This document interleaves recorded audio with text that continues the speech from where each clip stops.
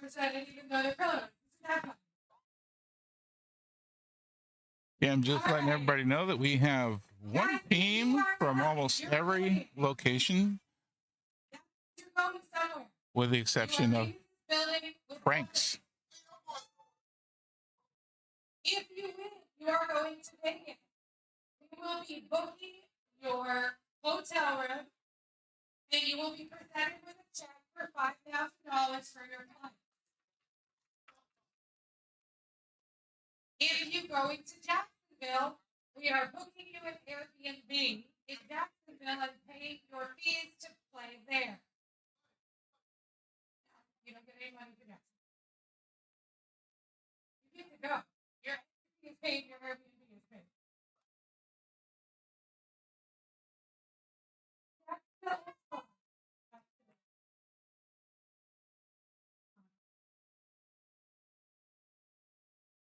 It's really fun. Yep, last year was a hurricane. All right. Is everybody ready to start? So it is currently 7:30. We're going to call your official start time 7:40, and you are having set death because it is late and it is Sunday. So don't slow play. Yep, there is going to be sudden death on the final. Just don't play slow. Otherwise, we're going to be here till 1 a.m. and the slide don't want us here that long. All right, ready? What do we got? Table 1 live stream. Below average and packin pockets. Represent on table 1. All right, what else we got on table 6? We got on Q2 and Kamikaze. Now, I see 2 common players on that team. Is that correct? Are either of you declaring? All right, you cannot be over here on this side of the bar at all. So, Walter and Rick, hang over there. Do not speak to any of the players for the rest of the match. Not together. And then on table 3, we've got the other matchup, Hurricane Hippos and Insect Student. All right. A power struggle between long shots and Hippo. All right. Guys, game rules apply. Good luck. Let me know if you need anything. All right, everybody. This is going to be it. This is our finals match of the night. Here on the live stream, we're going to be having Below Average going up against Packin Pockets. The winner going to Vegas. Runner-up headed to Jacksonville. Guys, this is John Blaney. He is taking over referee for the evening. He accepts cash and goes forward and enjoys shot. Please don't do that. Keep your clothes on. Thank you. Not that kind of establishment.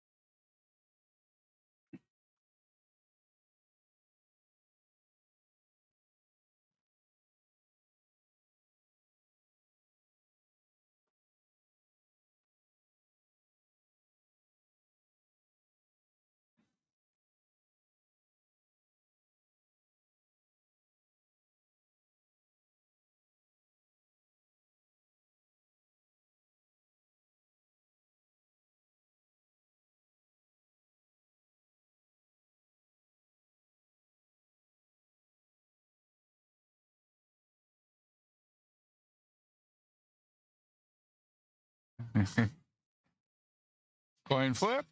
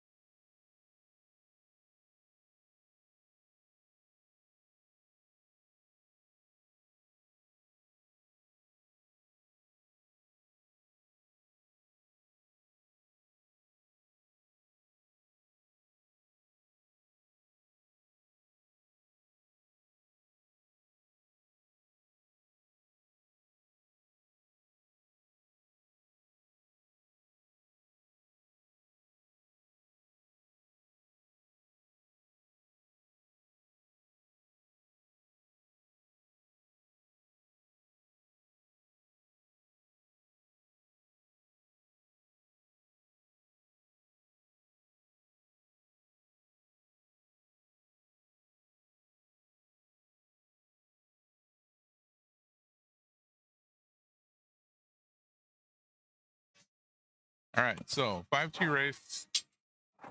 Juan just running that rack after huge break. Sorry about that, Nick. Should have the audio now. Make sure everybody can hear me. Just drop it in the chat if you can't.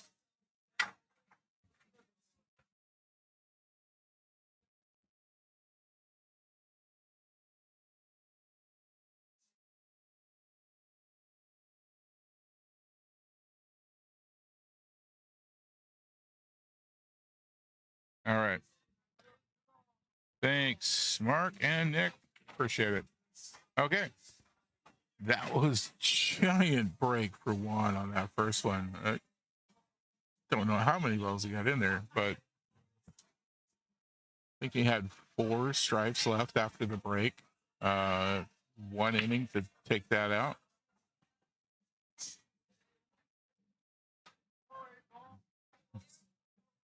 Heard something drop. Must have been a solid. What a spread. What a great break. Wow. I wish I could break half this good.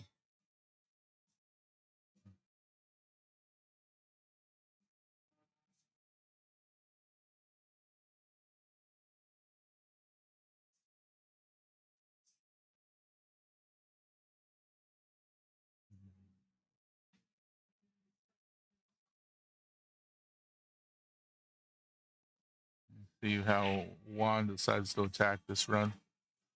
Gets himself right onto the 4 from that shot. Nicely done.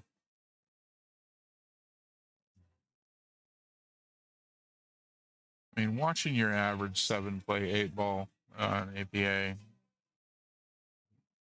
I like to think of it as inspiring. I often think I'm a pretty good shot, but they just make it look effortless most of the time.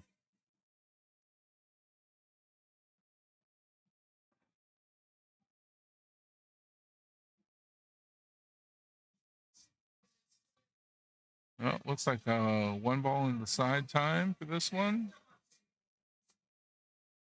Can he hold it for the 5? Or will he go across for the 3? Oh, got a little bit behind the 13. He's still got the 6 to work with. But he's definitely behind the 13 ball there.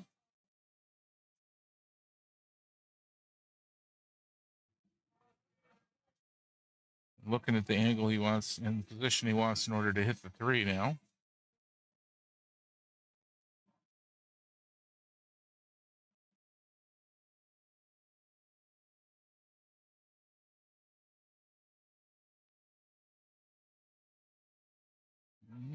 Not sure if he got exactly where he wanted there. I think he wanted to be over here for this angle.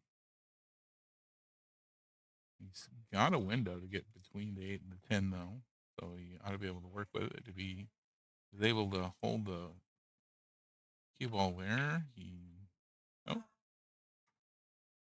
managed to transition over to the other side for the 5. Unfortunately, did not get the 3. And gonna give Robert a chance. He's got a nice shot on the 11 up into the corner. 9 ball goes here. 11 here. Has 2 shots he can start off with.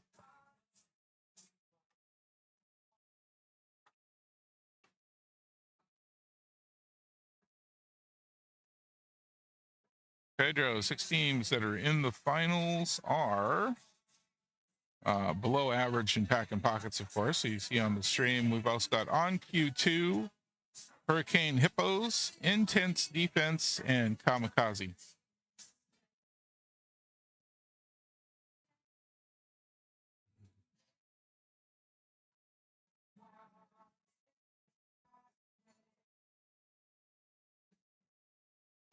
Intense Defense facing off against the Hurricane Hippos over on table 3.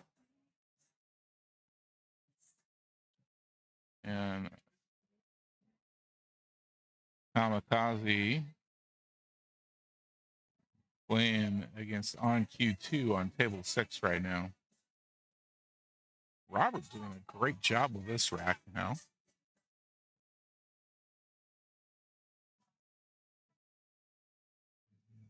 At 10, looks like it might be a little tough to clear the 15.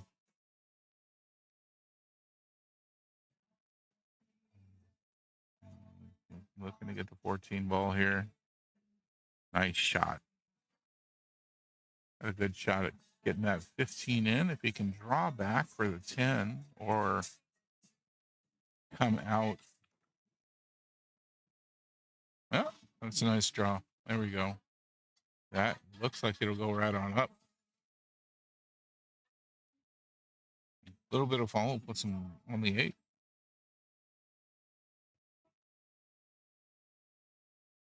And with the difference between the two skill levels here, we're looking at a 5-2 race.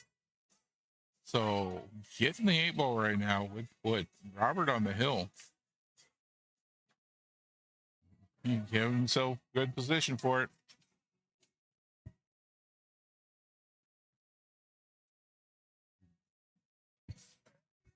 I believe Robert started off the tournament as a 3.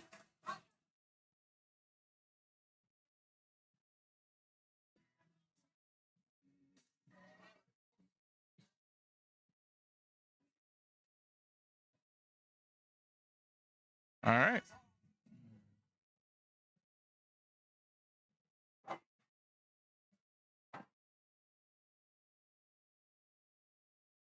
Yep, Juan having to rack this one up.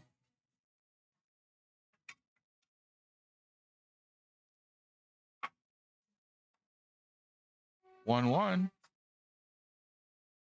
Robert on the hill already.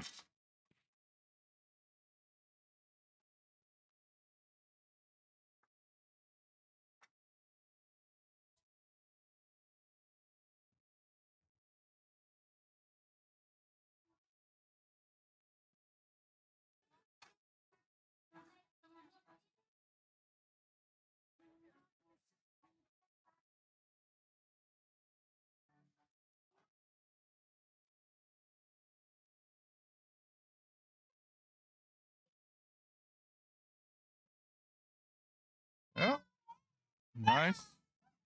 Nice break, but dry. That's going to give Juan his choice what to go for.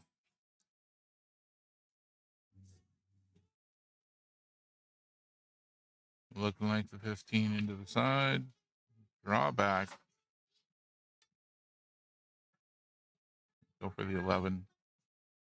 Nice angle to get down table and get on a lot of other targets. And look like the 14 is his next one.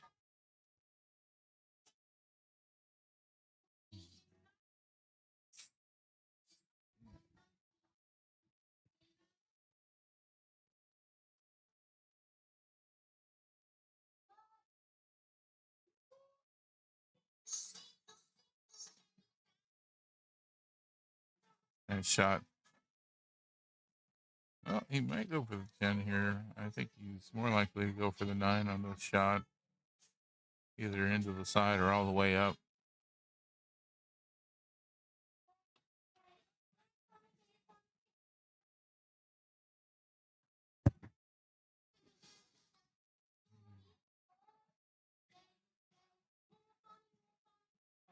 Oh, looking over his options again.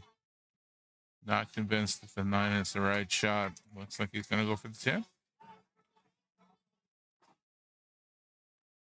Nice shot. Puts him on the 13. Should be able to use this shot to break the 12 and 8 apart.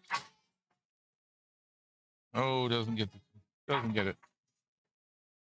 Well, he actually does get the 12 and 8 apart, but only by parking the 13 on it.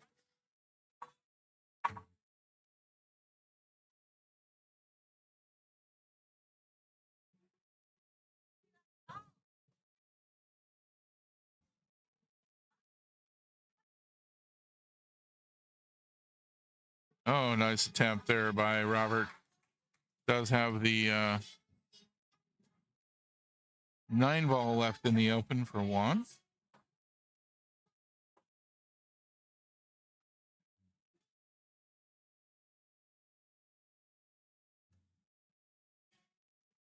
Looking at his angle to get to 12.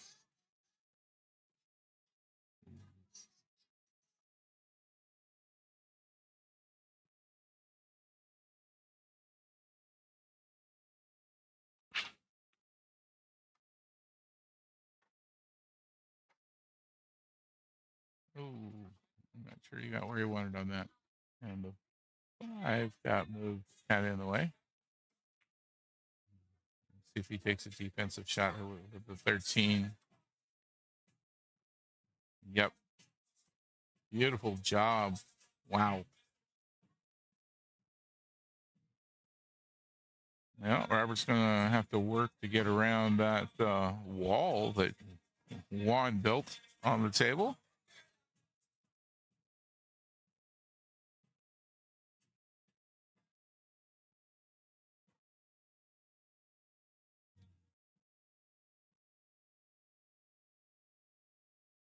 Take a name on the 7, it looks like.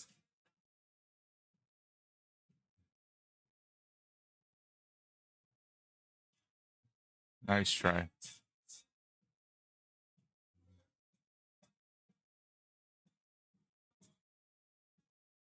One on the 13 now. Nice shot. He's got a good angle on the 12. Should be able to stun over for the 8 pretty easily.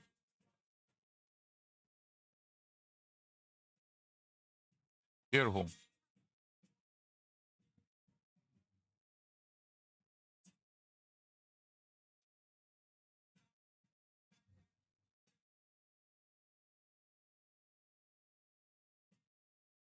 That flashing reflection coming from the fluorescent light and the frequency of it. So not an electronic device being placed on the table. That is a little dragon, I think. Kind of hard to tell from this distance.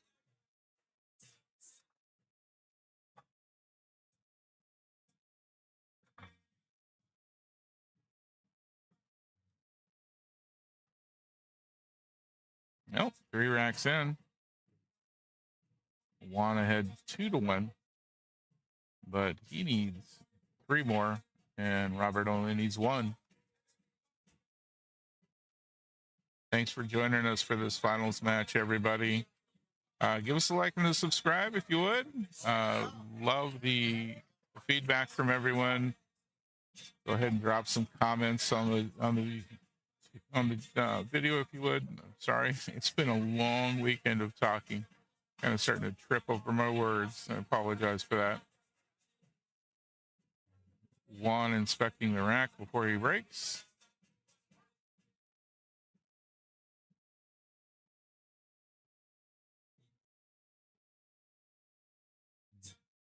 Yep.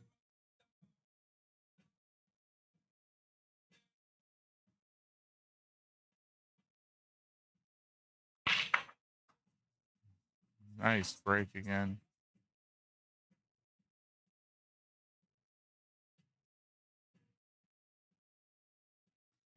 Oh, 1 stripe in this time around. Got a nice line on the 1 ball.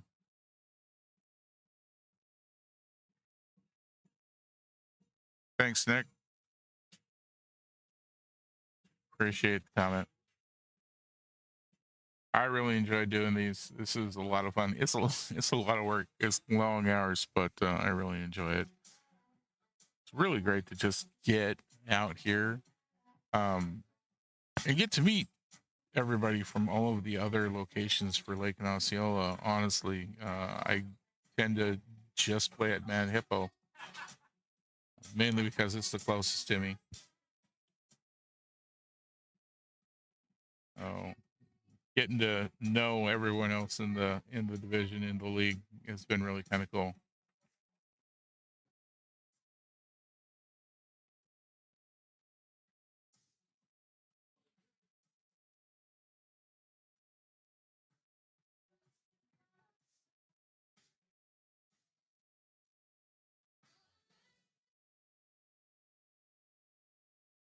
All right, got out the 11 ball. See what he gets after the 11 ball. Really curious where he's going. Oh, bump off the 8's going to make a scratch.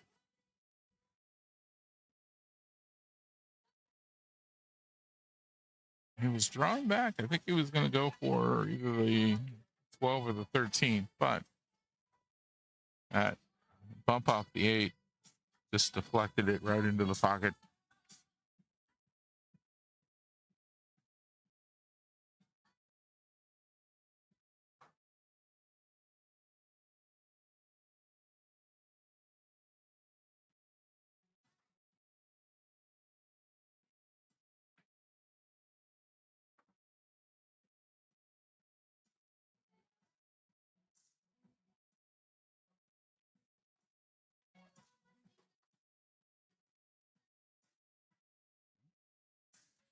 All right.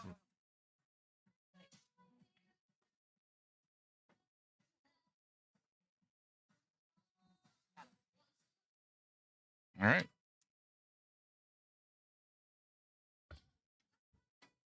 Robert's shooting really well, but he's got trouble here.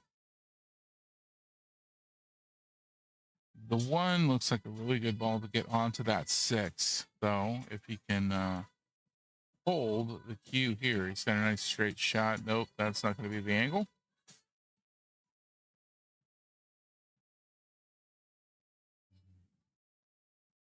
Not a great angle for the 7 either.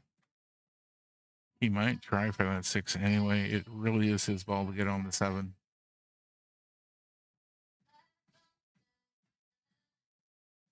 Oh. Calls himself on that.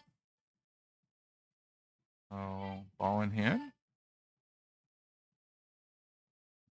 I don't think I'd want to give up ball in hand to 1 for any reason whatsoever.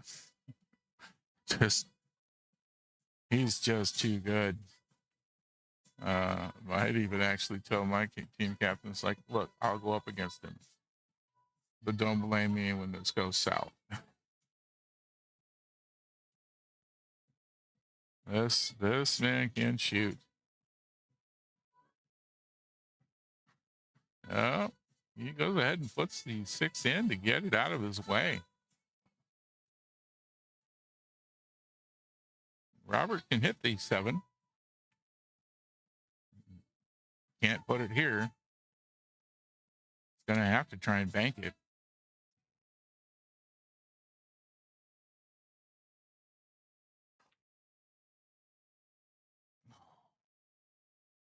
And they're going to come right back.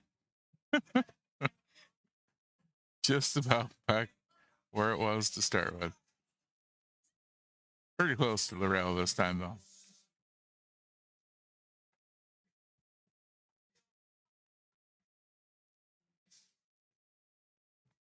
So if you're watching right now and you're going to be at the Lake and Osceola World Qualifiers for 9-ball, just let us know in the chat. I am going to be there to stream for that.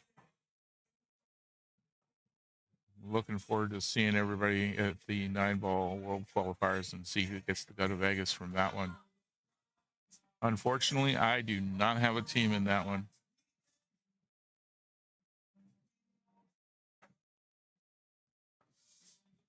Oh, Juan getting himself back for a shot on the 8. I'd be worried about this long of a shot if it was me taking it, but thankfully I am not.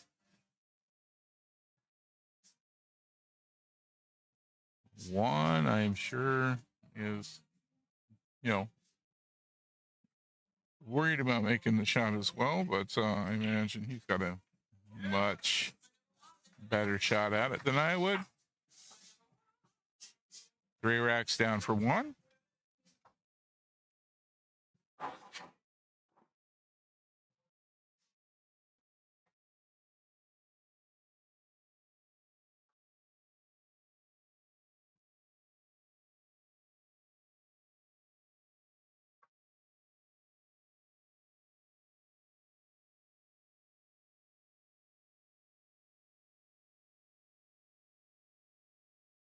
Okay. If nothing else, Robert has succeeded in scoring a point for the below average team. Well, sometimes that's the best you can do. It keeps your team alive. Oh, this is going to be a runaway 3-0 at the end of the match from Packin Pockets. And Robert still has time to get one more in. I would not count him out. He's shooting really well. So keep on rooting for him. Pedro, glad to hear you're going to be at the 9-ball World Qualifiers. Looking forward to seeing you.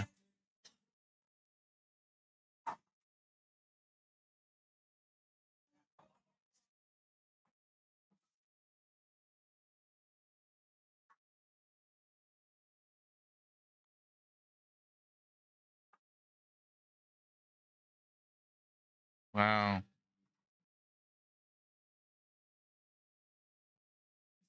Such a smooth stroke for the break, too.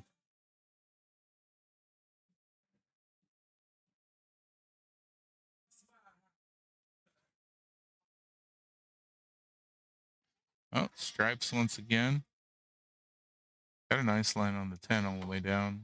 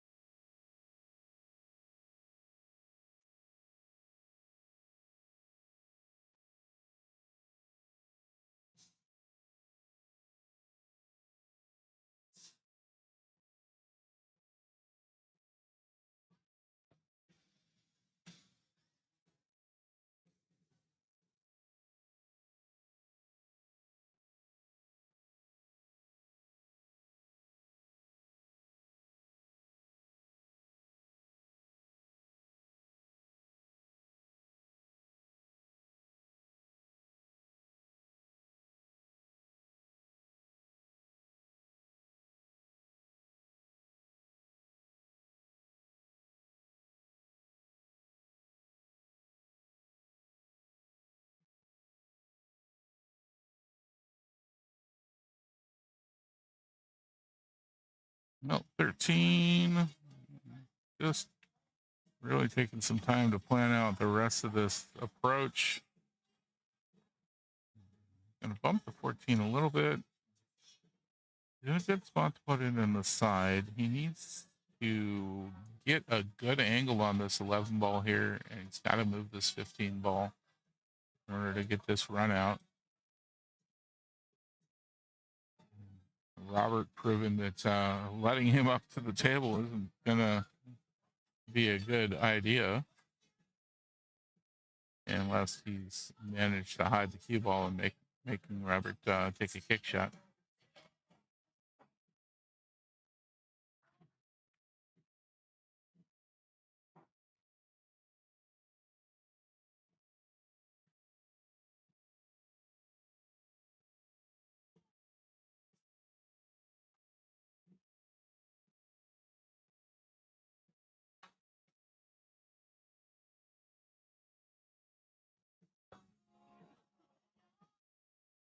Well, I'm not happy with his choices here. I can definitely see him with the ability to cut this right down here. But he's got to come and get on the 11 or the 15 afterwards, and I'm not sure how to approach it.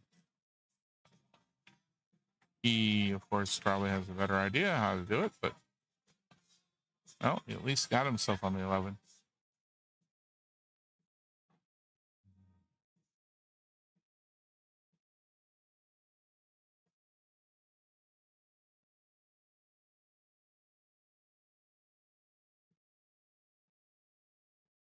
He's going to hit the 15, bring it off the rail just a touch, and do his best to not give Robert a good shot.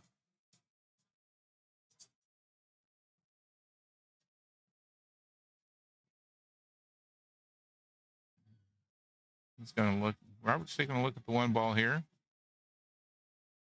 Should put him on the 2 if he can make it. Yep.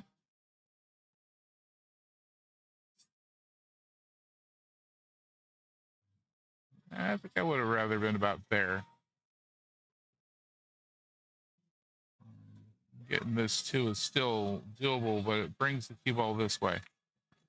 He wants to get closer to the rest of what he's after.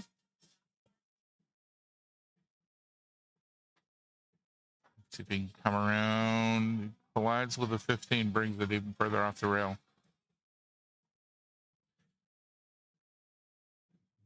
Hard to see if he can get at the 6 cleanly there. I think the 5 and the 8 might be a little too much in the way. Doesn't mean he can't go ahead and get a good defensive shot here.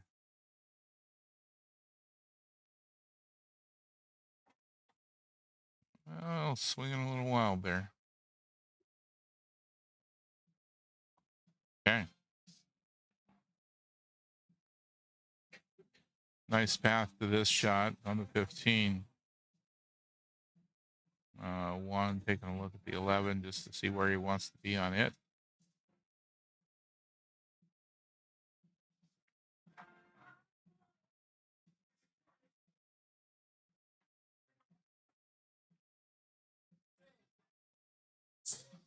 Oh, not sure if that's where he wanted to be. I think he wanted to come down this side of the 8.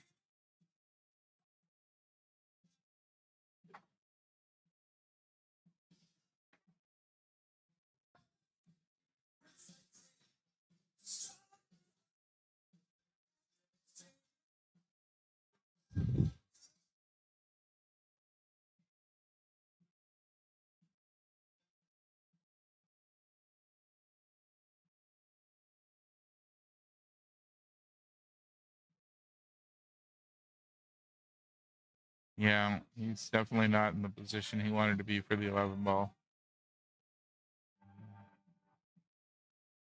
Trying to figure out his next move.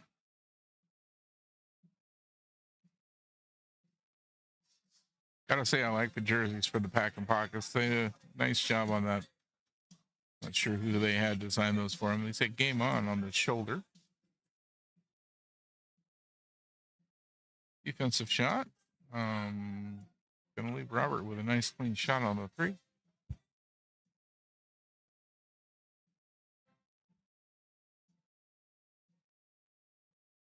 Basically gambling on Robert not being able to run this out.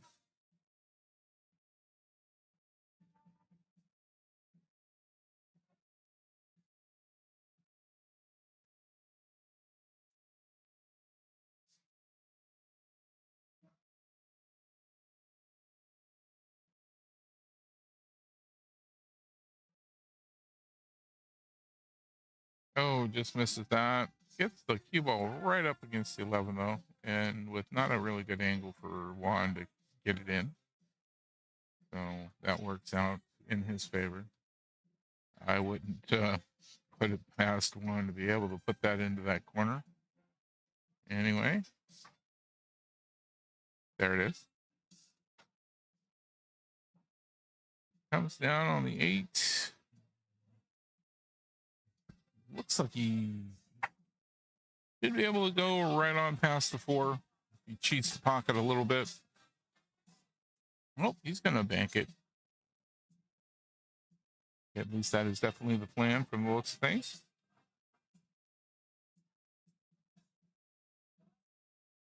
That's going to mean going around the 4.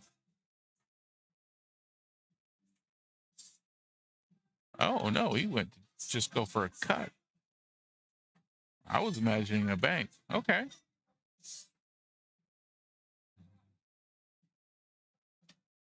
Well, why he's a 7 and I'm not.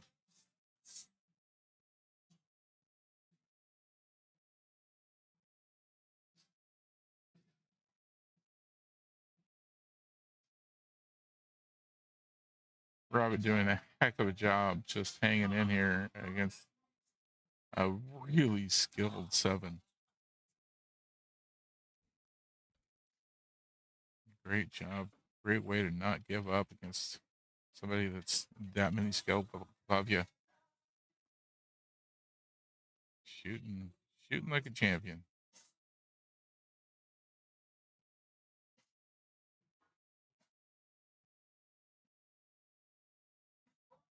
Oh, just misses that one. And going for the gut shot up into the corner again. This one looking a lot easier.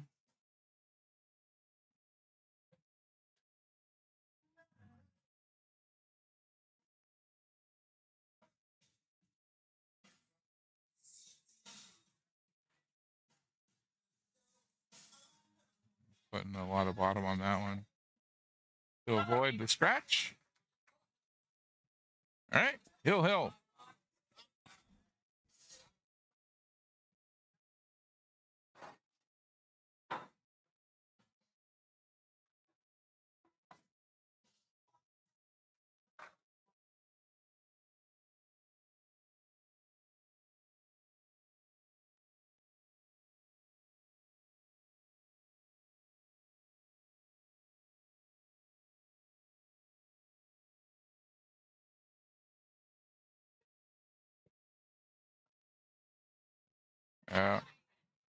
Robert's team coming up to try and let him know he's doing a great job. And he is. He is doing a great job here. Just missed that side pocket shot. That was a tough angle.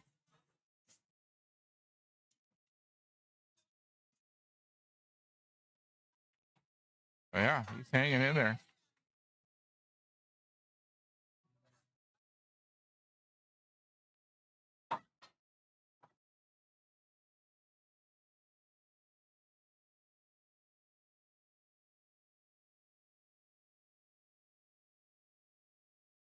All right.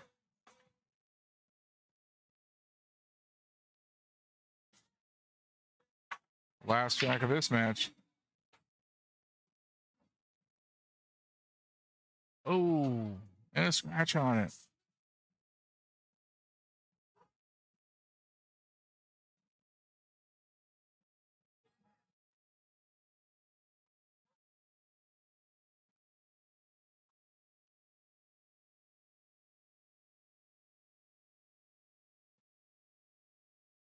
So that'll be open. Robert will need to take it from the kitchen. But heck of an opportunity. We can capitalize on this. This is going to slow things up a little bit.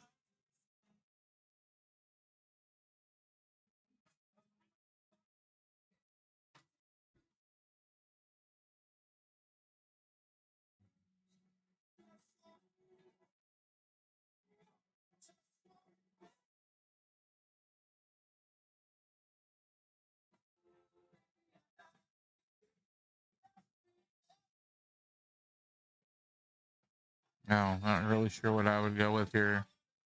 I'd be worried about the scratch with this 12 going into the corner pocket.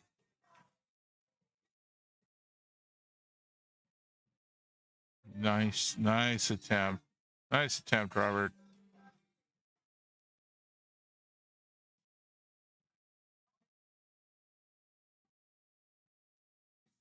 A quick water delivery for Robert.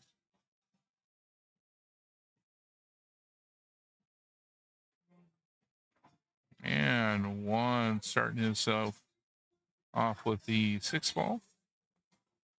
Got a nice line here. Should be able to get the 1 or the 3. Probably going to go 3. Straight back out. Leaving himself with the 1 or the 4. A little close to the 11 ball to get the 2.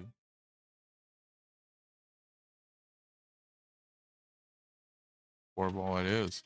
1 ball next time, sure. Unless he decides to go on the 2. I don't think he will. This being a possible issue on that way to that corner pocket. And just a nice expediency of cleaning up this side of the table before he works down the other side.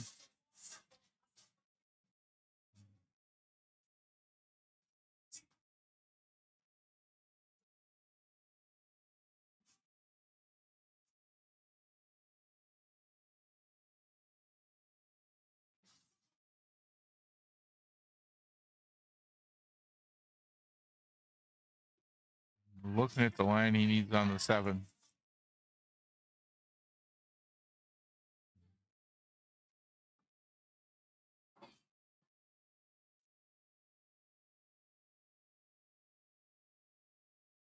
Well, defense. Nice defensive shot. Let's see what Robert can make of his opportunity at the table here. This is bankable back to where he's standing. Not an easy shot, of course, but it's doable. And he should be able to move the cue ball down table. Hit that a little hard. Not a bad result, though. I'm not sure whether or not Juan can see his way clear past the 7 ball for this 2 ball shot. Doesn't look like it. Going on to 5. Just bumps it.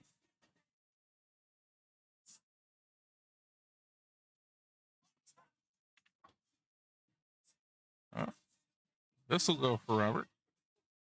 Sold that.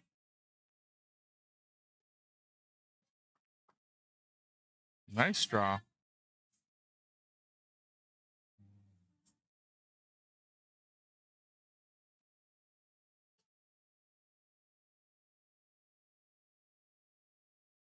Nope. Decent 2-way on that one, though. He's got the 13 in the way of the 2 ball. Looks like Juan could connect with the 7 without too much interference. Might opt to go this direction with it. He's going to bump that 10, though, if he does.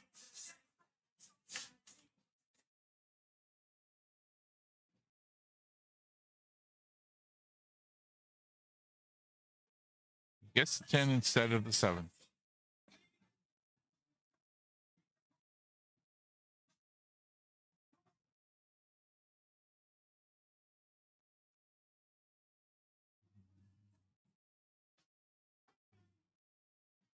Well, straight on up. 11 ball here. Yacking up quite a bit on it. Must be trying to get some kind of spin.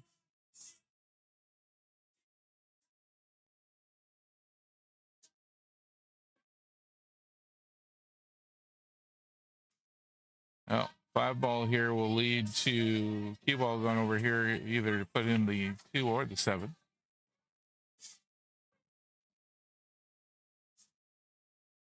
Depends on which one Juan wants to use in order to get himself on the 8. Looks like he's going to go 7 ball last. Nice shot.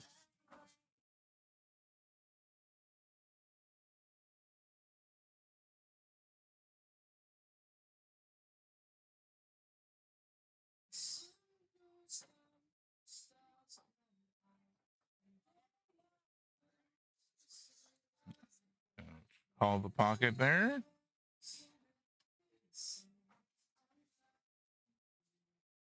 And that's the shot he's going to go for.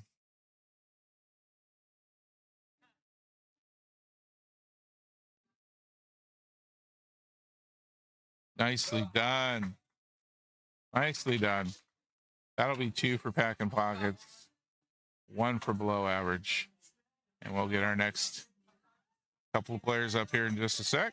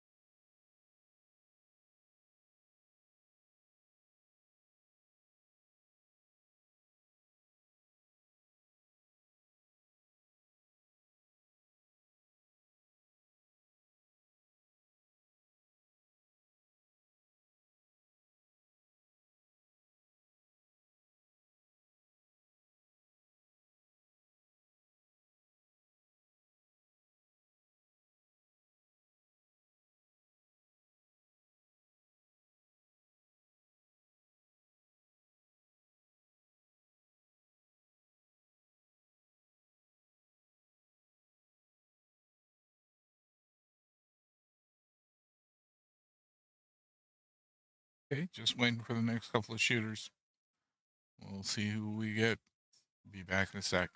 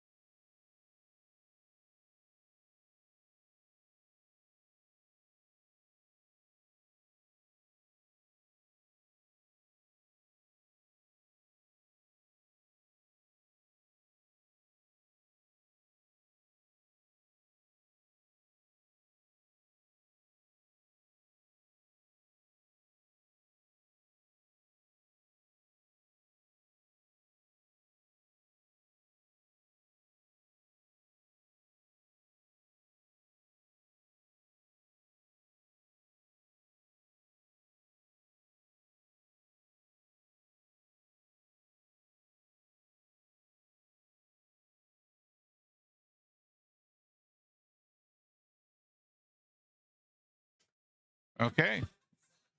Skill level 5 versus skill level 5. So even race to 4. Robert from Packin Pockets. Philip from below average.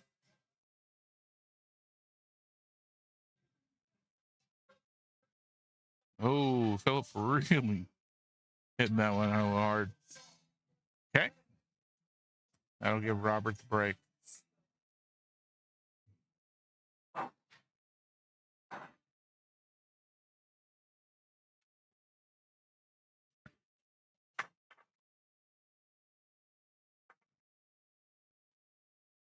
Two one so far. First match done. By other team could really pull this out yet.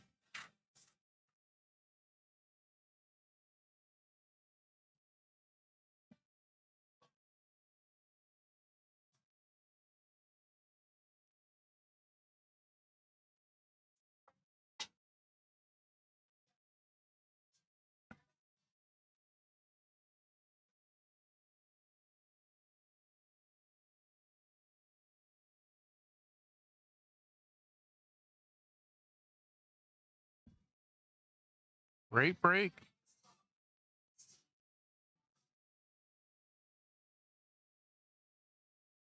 Nothing in though. Dry. Phillips got an easy shot on the one here into the corner.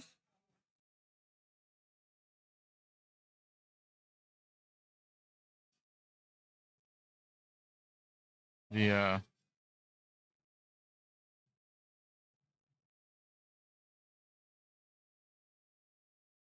10, 12 ball is what he's looking at, though. I think he likes the stripes as a better option for the overall run. I probably wouldn't have chosen it if it were me, but hey, I'm not the one at the table. I'm sitting above and off to the side. A lot easier for me to look at things a little less stressful for me than these guys on the table right now. They're in the hunt for the trip to Vegas.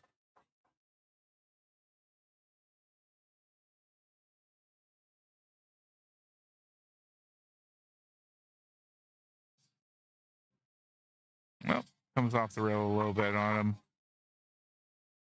Doesn't leave any real easy shots for Philip except for the 15 ball up here in the corner.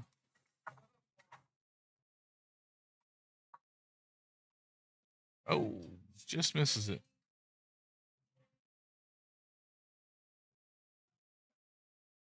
I think both of these teams have been here since about 8:30 a.m. So 12 hours of hanging out in here today, and now getting to be playing for the finals.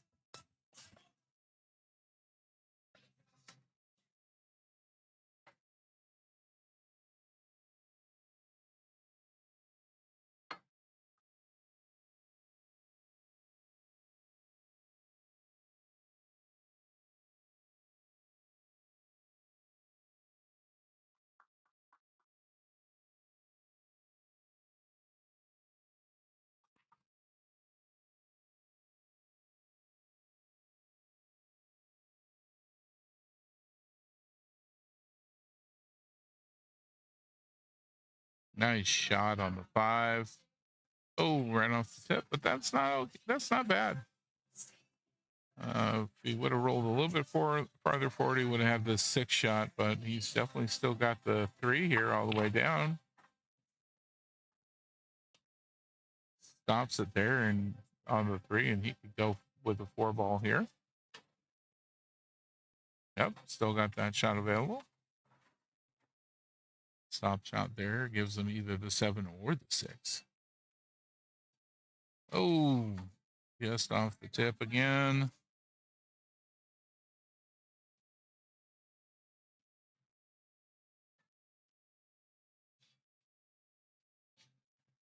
Oh, Philip with another shot at things here.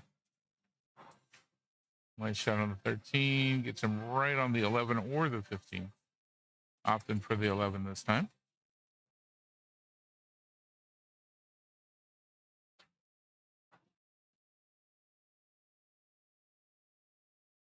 I like the 14 from where he's at. Right up here by the 7. Gets it out of the way for later. Got a nice angle on it. Goes for the 9 instead. Still has the 14. Might be saving that 14 for his getting on the 8 ball. Misses the 15 again. I'd start to take that personally if it were me. I'd say that 15 ball just doesn't like me.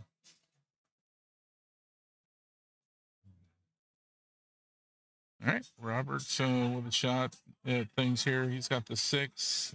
We'll put him on either the 7 or the 4. I really like taking the 7 as the second shot, because the 7 gets you to the 4 fairly well. And from there, from the 4, not too difficult to get onto the 8 is good shape.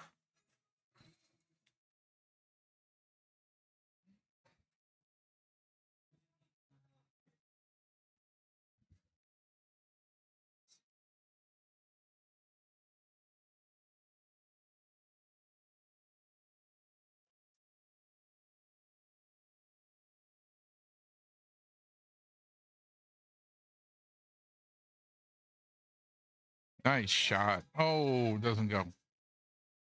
That's a bummer. That was beautiful. Beautiful job getting on the 4 off of it.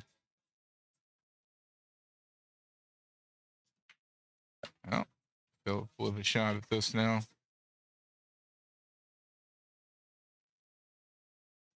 Should be able to get a good angle on that. Oh.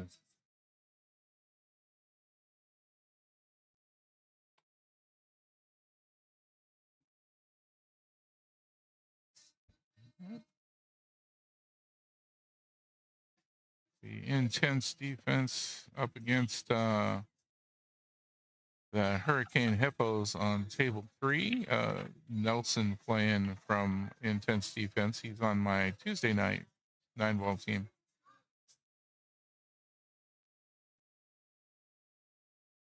Well, that's going to be ball in hand for Nelson. His opponent really took a jab at it in order to try and avoid a double hit, and didn't put enough power behind it to hit a rail. Back to Robert and Philip here. Robert on the 4 ball now, having gotten in the 7 successfully. The 14 now in his way, unless he can bring that 8 ball back over here or here.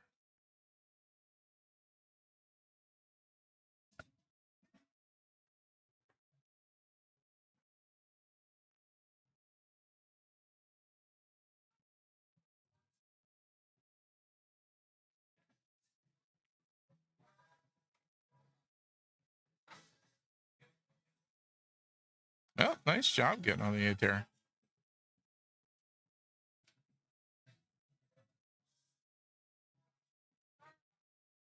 And it's in for him. That'll be the first rack to Robert.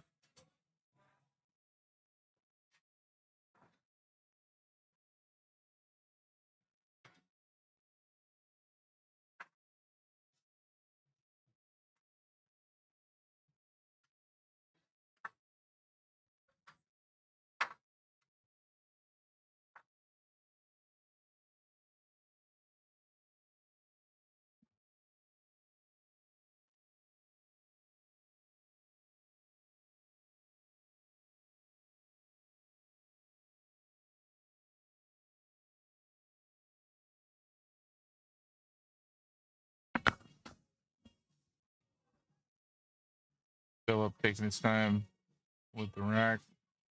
I want to make sure there aren't any gaps in that Robert can exploit. Robert not checking the rack though, so always good practice. And you leave gaps in, a really skilled player can exploit any gaps you leave. A good tight rack, ensuring that doesn't happen.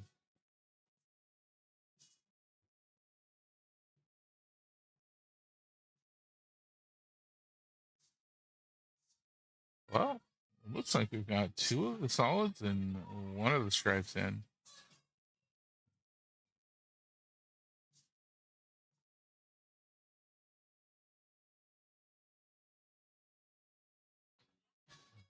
The 3 looks like it should be able to go into the side here. Might be able to go by the 3 and the 7 for the 4, go up to the corner.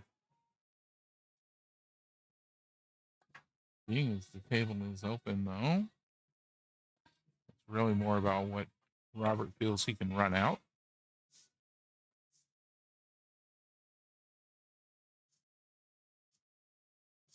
And it looks like he's chosen the stripes.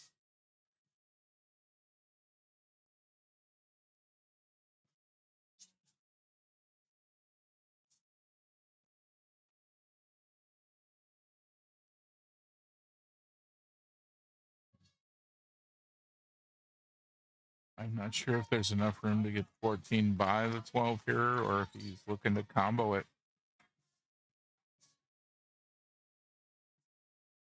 Plenty of room to get by. Real difficult shot.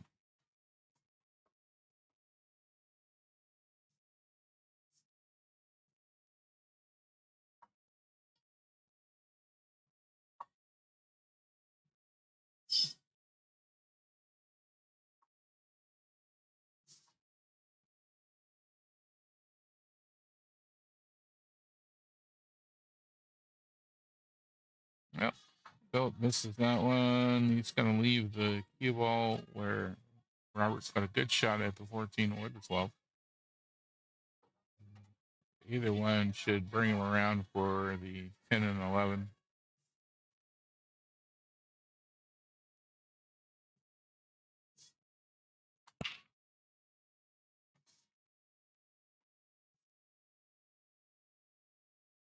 Oh, no. Ooh.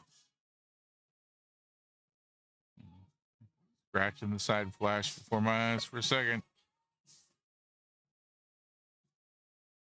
A decent angle on the 11 ball there.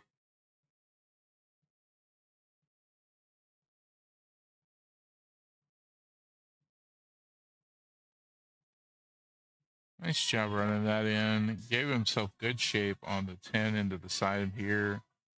He might have to draw back just a touch to leave the cue ball in a good shape for the 12. He's going to roll forward. Looks like he's made it.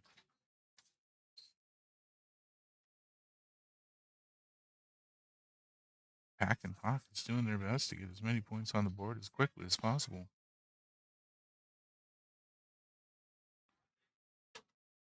There we go. Will he go side pocket or all the way up on this one? Either looks like a good option. All the way up it is. I believe that is Elastigirl. It's a little figure for a pocket marker.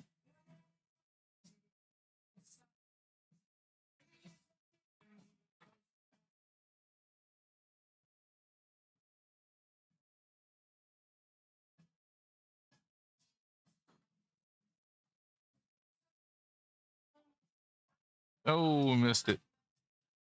Well, luckily, he also missed the scratch, because that was a close one.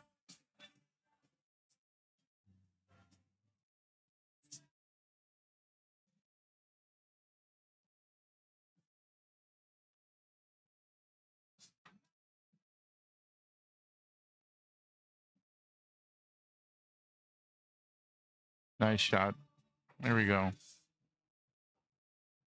Phillips just needs to get a little momentum going.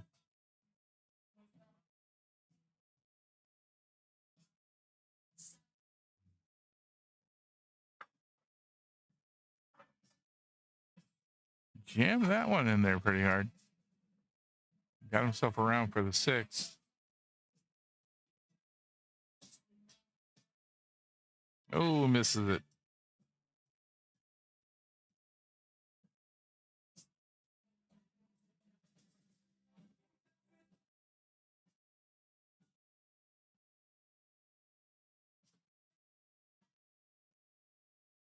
I believe the below average team is the one that Kim was referring to as representing Fat Cats. I recognize a couple of the players from up there at Fat Cats and times that we've played up in that area. And Robert looking for some advice on this shot from Juan.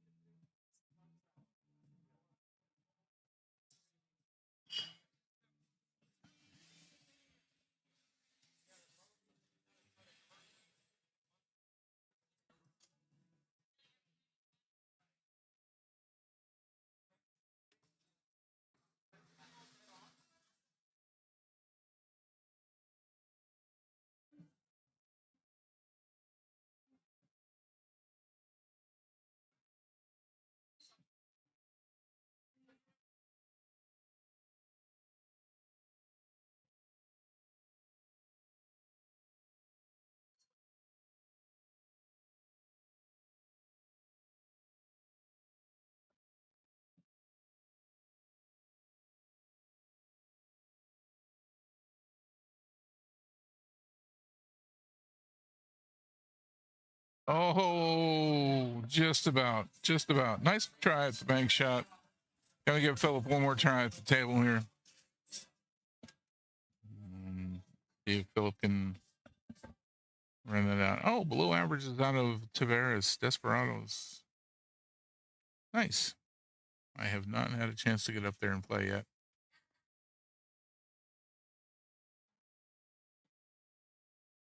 I have played at Sidelines. I've played at Fat Cats. They're in the process of opening up in a new location, of course. Frank's place up in Leesburg. I've been to Long Shots. Desperados, I have not been to.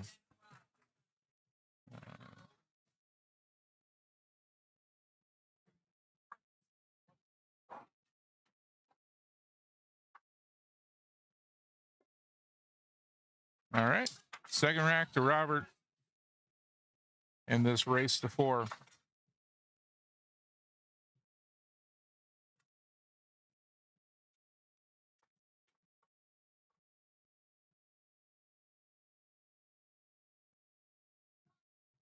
Yeah, so far this has been a nice, easy game. Had a couple of heated matches and not in pool playing, more in crosstalk between the teams, complaining about sportsmanship issues.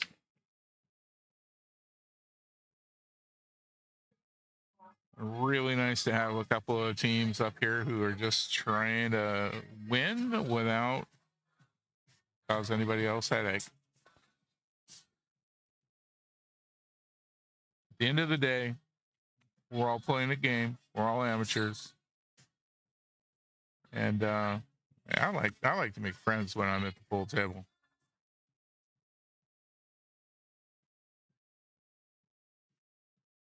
Right on. Where you coming in from?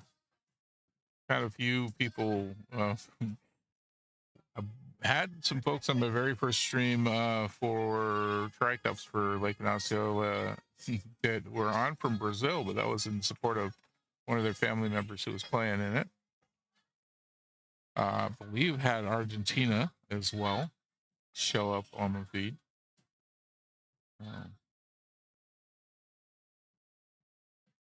Oh, just gonna miss that 6. All right. See if Robert can capitalize on that. I actually kind of like the 11-15 combo. If I were to land on it right now, if it were me, my captain would probably yell at me and ask me what I was thinking. UK. Well, I think you might be the first UK person to join the stream. Welcome. Feeding the baby at 2 a.m. I don't do that anymore. I got grandkids. That's my son's problem now.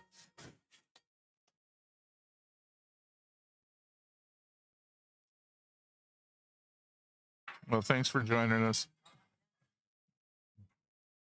Philip has the 2-4. He's practically resting up against the 2.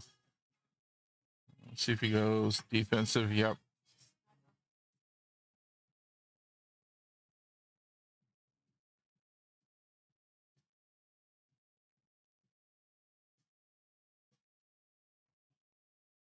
Well, 12 ball. I imagine Robert will take that all the way up and come off the 15. Yep. Right into the corner. Nice. Really close to this 9 ball. Might repeat that maneuver a little bit. We'll put the 4 in. All right. Well, that'll bring Philip back.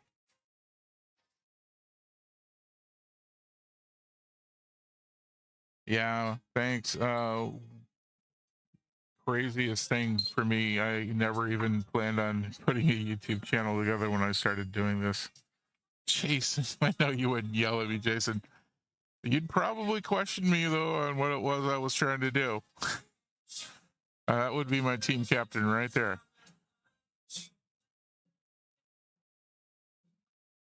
But, yeah, it's crazy kind of just happened into starting a YouTube channel by wanting to improve my own ability to read the table.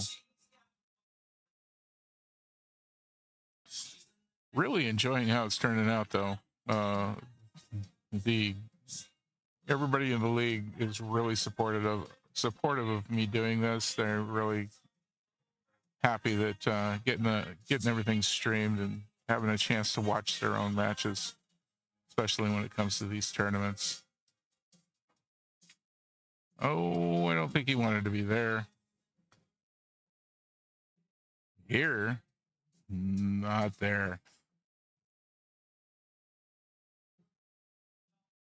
Right on, Randall. All the packing pockets are doing pretty good so far. That is a tight shot. And he's got the 8 ball. Oh, what a defensive shot. Oh, wow.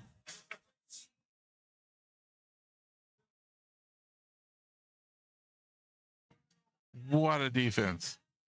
That almost dropped in the hole, but Phillips got a shot on the 1.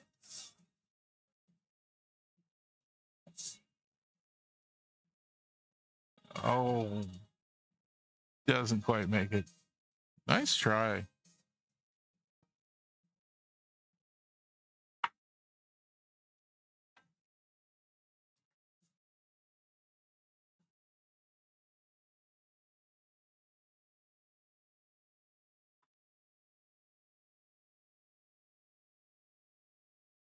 All right.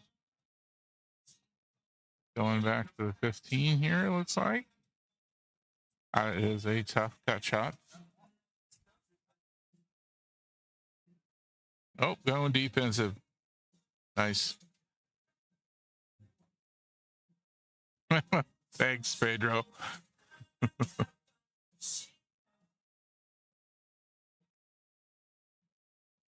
My voice coach from back in my college days would be proud.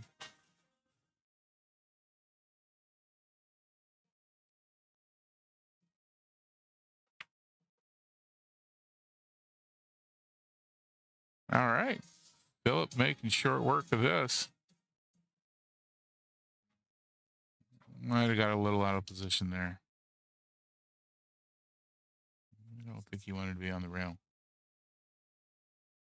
once again, right about there would have been great for this shot. Hardest part of that is getting onto the 7. Thanks, Juan. Appreciate it.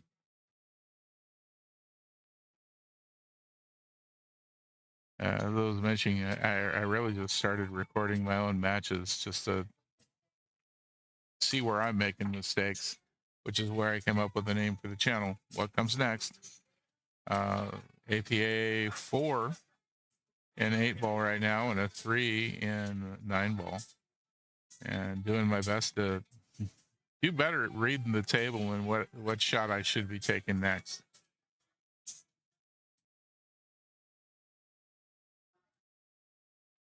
And now that I feel like I'm better at reading the table and what shot I should be making next, I got to get into practice to actually be able to make those shots.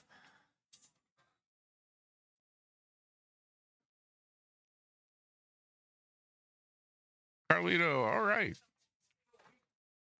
Carlito's on my Saturday team. Appreciate you coming out, getting on the stream and saying hi, Carlito.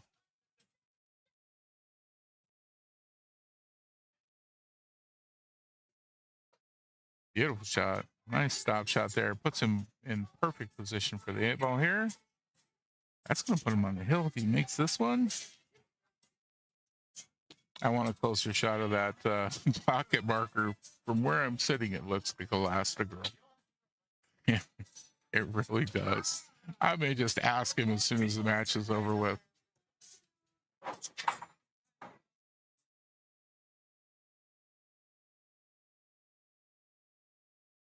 Thanks, Randall. I enjoy it. It's like I said, I really enjoy this. It's really helped me. I'm new to Florida. Only been here since 2022. And so pool is my outlet. It truly is. I love playing pool. It's great. And I have had such a great time getting to meet people here since moving to Florida.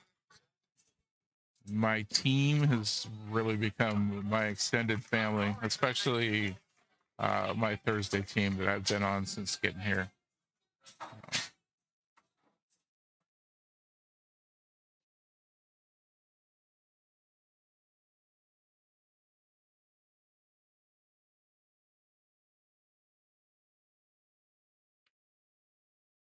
Oh, 8-ball headed for the side, but not quite. Well, I think we got another dry break. Solid's looking really good to get started with for Philip. 5 or the 3.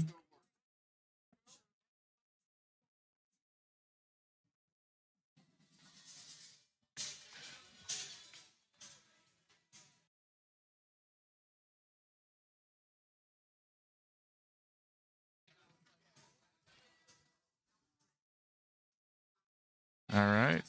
5-ball in, 3-ball in. Well, that's good for getting on the 4. 1 ball at a time. Got a crowd to work through here. Goes for the 1. Oh, just about had it.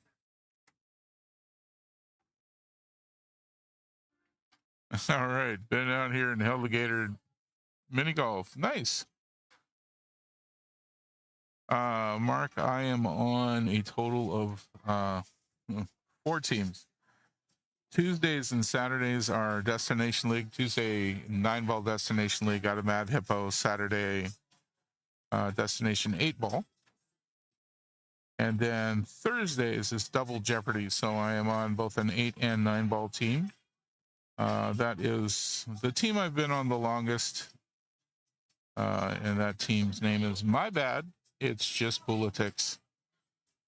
We were in World Qualifiers. We unfortunately got knocked out of it yesterday, 7 p.m. match. So finished our run for this year, but we'll be back next year. We're planning on making it back into this.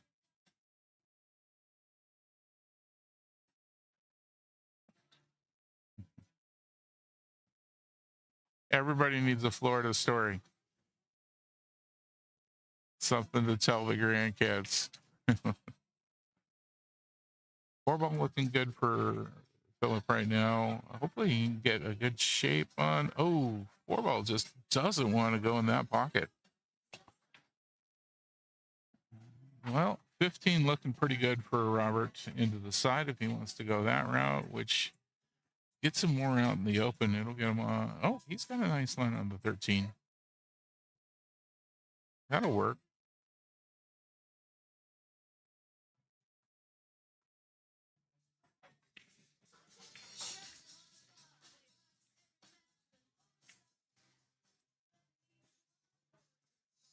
And that's the 14 ball on the short rail. Good time to clean that up.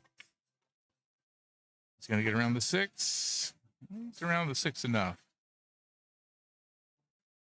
I think the 12 ball is resting up against the 10 here. That may not go very easy.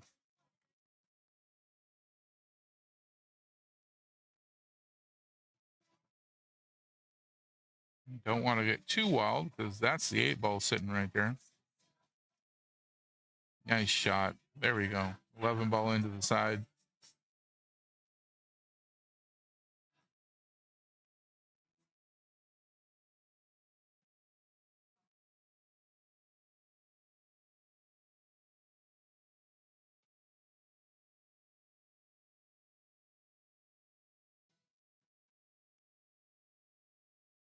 Oh, is the 9 going to go? Yes, it is.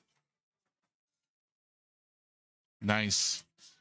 Looks to me like Robert can probably get enough of this 12 ball to take it right on down. He's looking at the 10 instead. It'll go through. Either that or he's going defense. Defense it is. Well, he came off the rail a bit, but I think it works. The 15 enough in the way so that the 7 isn't an easy shot. Philip might be able to see enough of the 4 to at least to push it down here. Nope, he's going to have to kick. It's a good shot. Oh, nice little bounce. No. I think Robert's got a good line for this 12 ball here.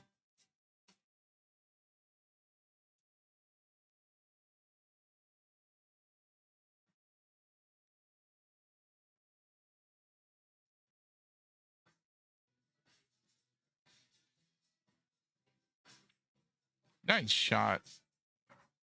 Nice cut on it, 15. See what Robert wants to do with this 12-10.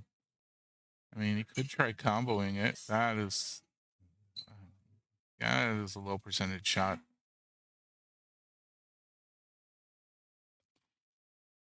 I think my instinct right there is to go for defense. Robert definitely a better shot than me. He might have another idea, of course. I think he's looking at the kick into the side, possible.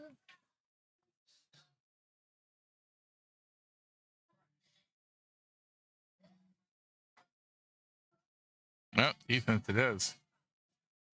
Well, he got a good line here for the 4.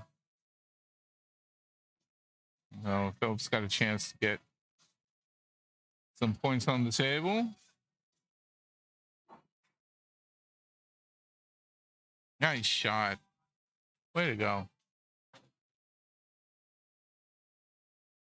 7 all the way up for a next shot. That's going to bump into the 6 most likely. Yep. Oh, didn't go. Well, that looks a lot like 10 into the side. Bring the cue ball out this way a little bit. And 12 back down. The nice bit about that little run, the 12 going down, the cue ball should bounce out this way, giving Robert a line on the 8 for the corner.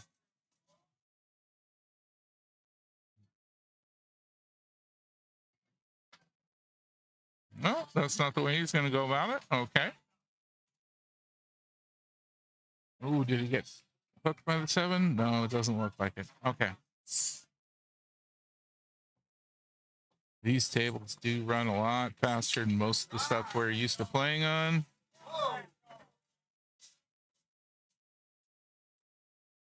This is the finals of World Qualifiers. In order to get to World Qualifiers, APA, if you're not familiar with it, Amateur Pool Association, we play 3 sessions per year. And at the end of each session, we have a triannual tournament. If you win the triannual tournament, you're entered into this once a year World Qualifier tournament. You win this tournament, get through the finals of it, you go to the World Pool Championships that the APA holds in Las Vegas every year. So these teams are playing to go to Vegas to win big money.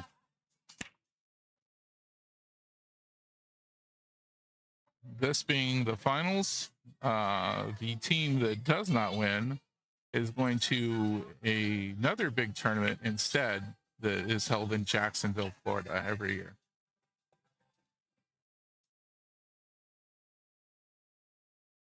So either way, the teams here playing tonight, all 6 of them are looking at moving on to another tournament. Oh, ouch. Well, Robert missed that. No, not Robert. Philip missed that 7 ball, which is going to put Robert onto the 8. Yeah, that's definitely the last scroll now that he's a little bit closer with it. Everybody has a pretty cool pocket marker. I've seen a number of teams all sharing the same rubber duck. I don't cover anything bigger than what we're watching right now. The APA has its own cameras and crew cover the bigger tournaments. The one up in Jacksonville is covered by a guy that runs a YouTube channel. He's been at it quite a bit longer than me. His name's Tim. That channel is called The Voice of Jacksonville.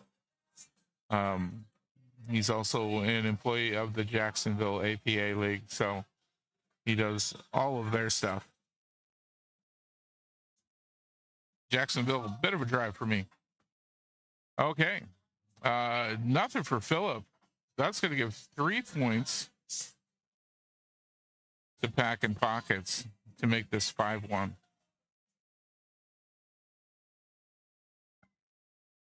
And we are going to get ready for the next couple of players. For those not used to APA, this is a team match. 5 players from each of the teams will compete.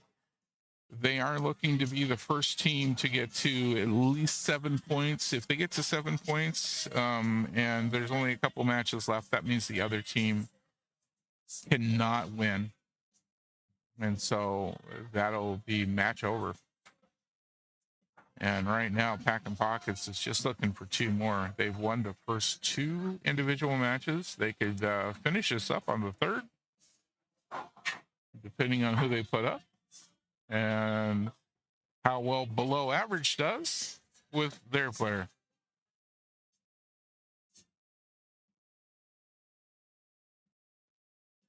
Yeah, Pedro, I've definitely had that happen. I'm like, yeah, this is easy, and relax my aim, start standing up before I've finished taking the shot. The next thing I know, I'm sitting down going, hey, how did I miss that? All right, give me a second here and I'll get everybody on.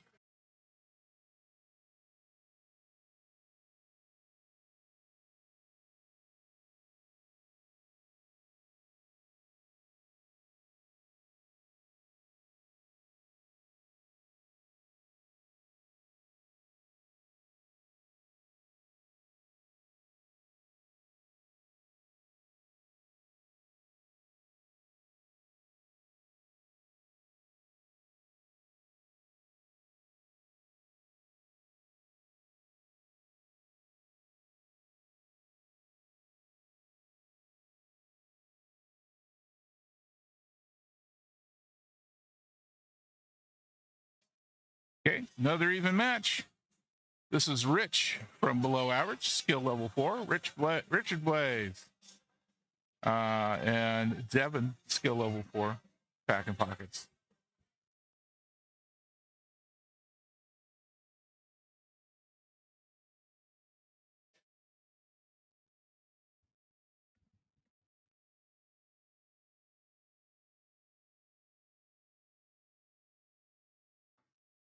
All right. Devin's going to win the leg on that one. Richard will rack up for this first rack of their individual match. Rich really wanting the win here.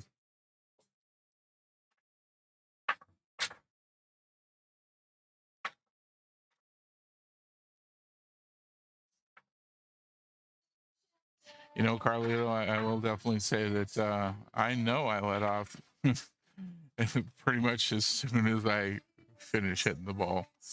And at that point, I'm probably smacking myself in the head going, oh, what have I done? I mean, number one, when I'm at full hall, I'm looking to have a good time. I'm looking to hang out with my friends and my team. But I take my game pretty seriously. I want to win. There's never a time when I'm at the table that I don't want to win and I don't want to improve. So, yes, it's a great time with friends hanging out. But, yeah, I'm after improvement almost every time I'm at the table.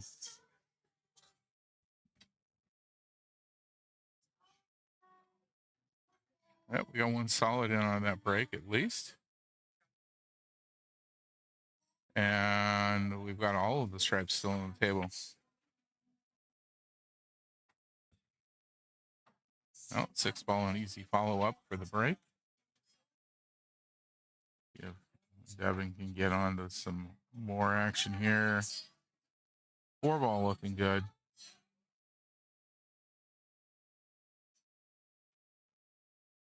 Nice. Nice shot. Ooh, starting to get a little tougher here. I think you can cut this 1 ball in the side. That should bring the cue ball out this direction, though, and maybe get onto the 7. Oh, he doesn't go for the side. Nice job getting it all the way down, though. Cue ball in good possession for the 7 ball.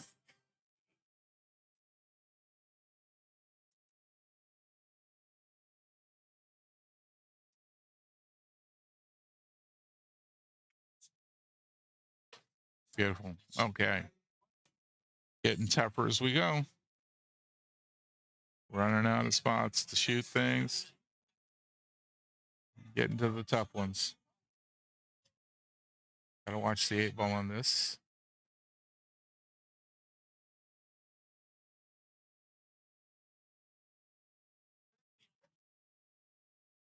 Yeah, bumped right into the 8 ball. Glad he didn't hit that very hard. Would have been really bad to get a 8 ball in early right now.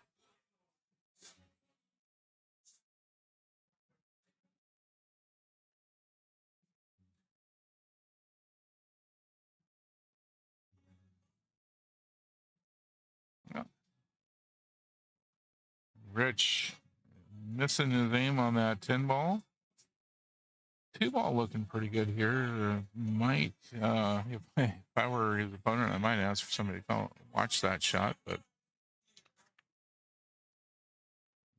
looks like you ought to be able to get 2 right up in that corner. He does have to bridge over top of the 14. Okay. Rich going, no, I'm going to trust you on this. We'll both watch it. And if 15 moves first, we'll know. Nice shot. Oh, is that going to go? Oh, well, not the pocket he chose, but it works. Again, for those not familiar with APA, it is not a called shot game. The only pocket you have to declare is the one for the 8, and you do have to put a marker on the table for that 8 ball shot. so that there's no question whatsoever where you're putting it.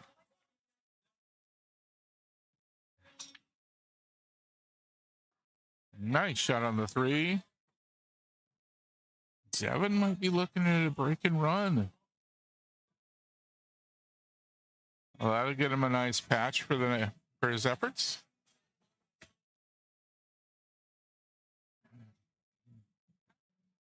Nobody offering up a timeout right now, but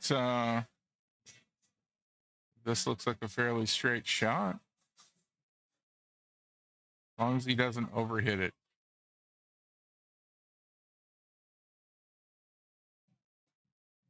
Is it going to go? Wow. Break and run.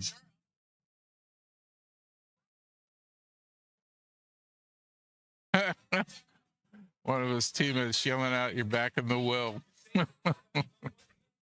Nice break and run there.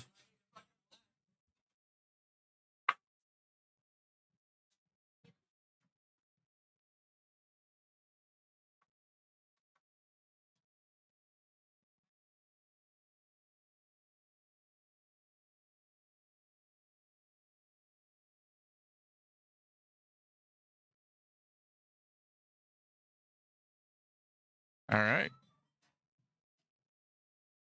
Well, if he could manage an 8 on the break, that would be amazing. Not gonna get it with that one. Kind of glanced on that, leaving a pretty big cluster. Nothing in. Rich has got to work with what's on the table.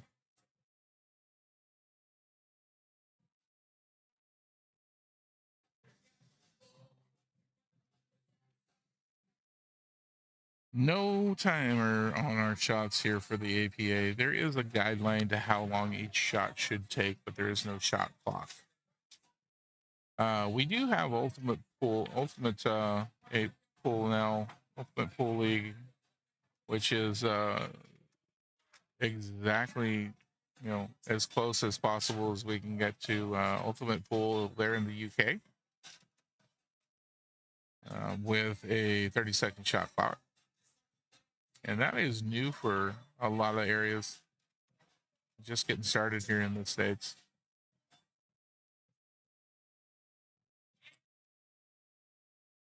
I don't know that there's one in the Central Florida area yet. I think there might be.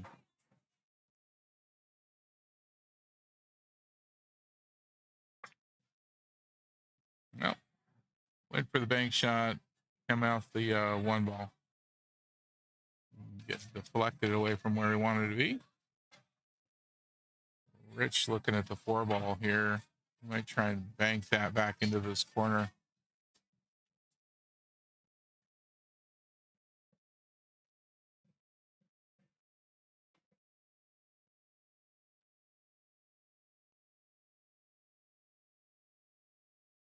Okay.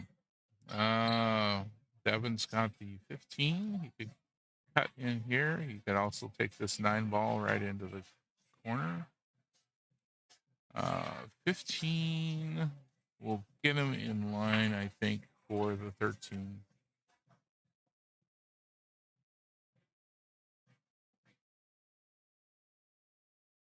Oh, misses the 15 though. So while we don't have a shot clock, we do have some guidelines. They say your average shot should take about 20 seconds. There's absolutely no rule that says it has to take 20 seconds. But if you are averaging a lot longer than that with every shot that you take, in a big tournament, you can ask or basically say something to a ref and they can come. Deliberate slow play is highly discouraged. Some people will do it to try and force a tournament match to get into sudden death. I have no idea why you would want to be in sudden death. But deliberate slow play is discouraged. You can ask a ref to watch if you think someone is deliberately trying to slow play. Team can get a warning for it. Other penalties can be assessed as needed if it continues to be an issue.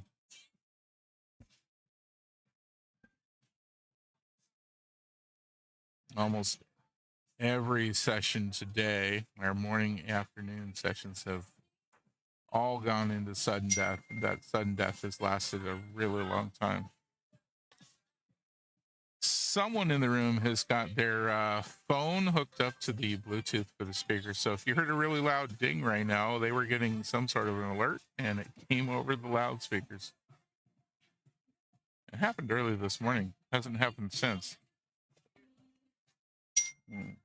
Somebody check your phone.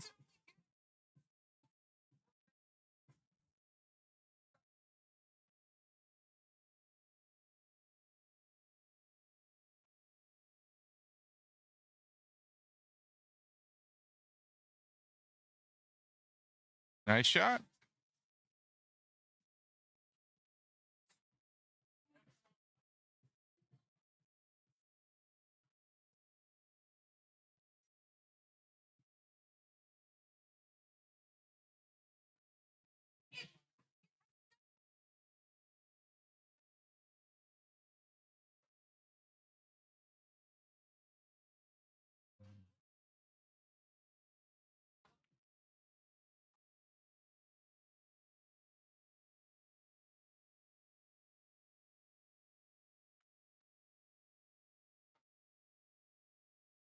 Nice shot there, Rich. Everybody, taking a pause for a moment. Somebody is getting messages and alerts. Hang on just a sec. I'm going to go and help Kim with something computer related. Be back in a sec.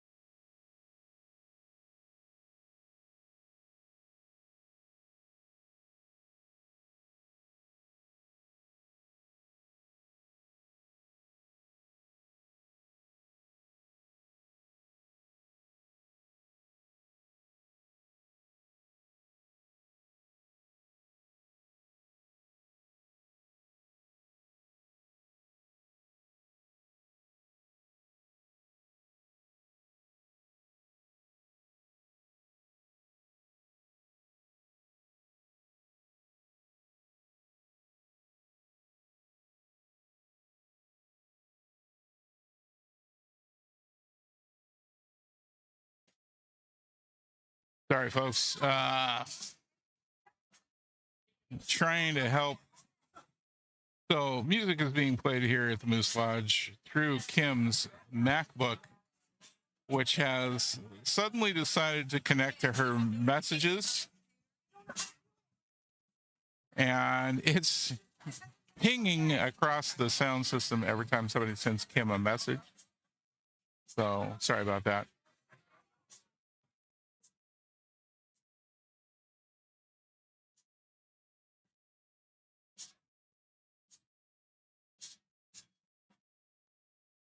Unfortunately, I do not know Mac. I am a PC person, so I have no idea how to shut that off or.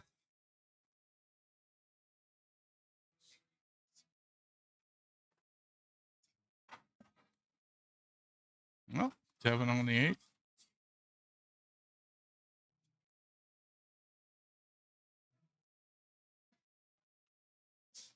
Calling for timeout.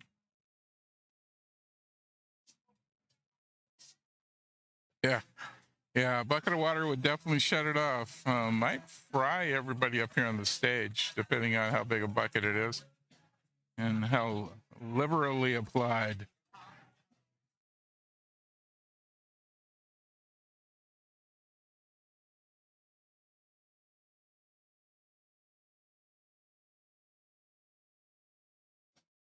Okay. Devin worried about the scratch into the side on this shot. Juan advising him to apply some top spin on this in order to make sure he goes past the pocket with the deflection. Oh, so good.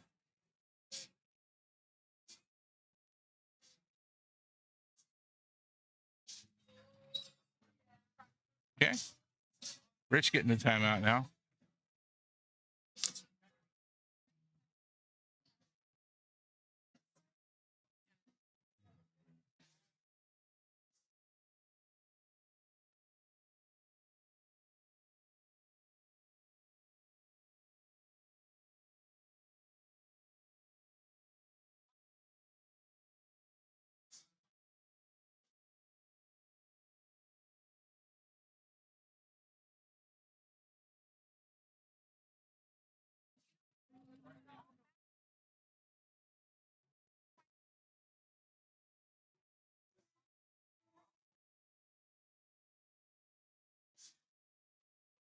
Nice shot.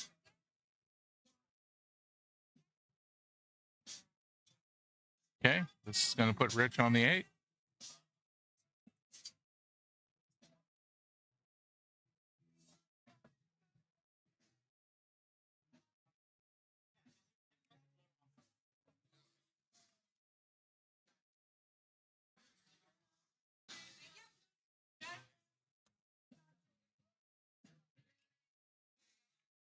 Oh, overcut.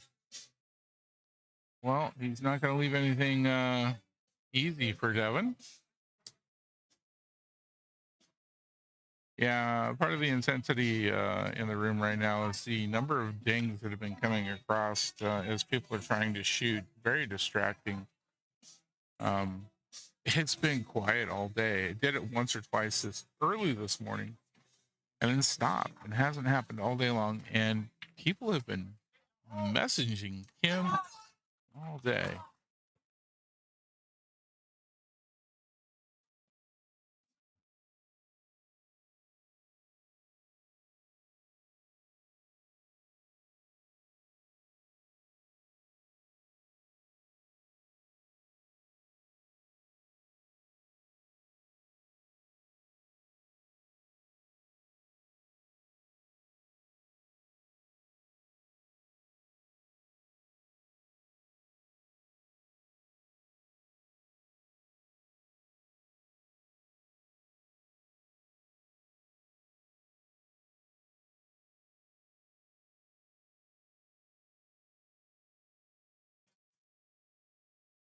No, this is a 3-3 race, Pedro.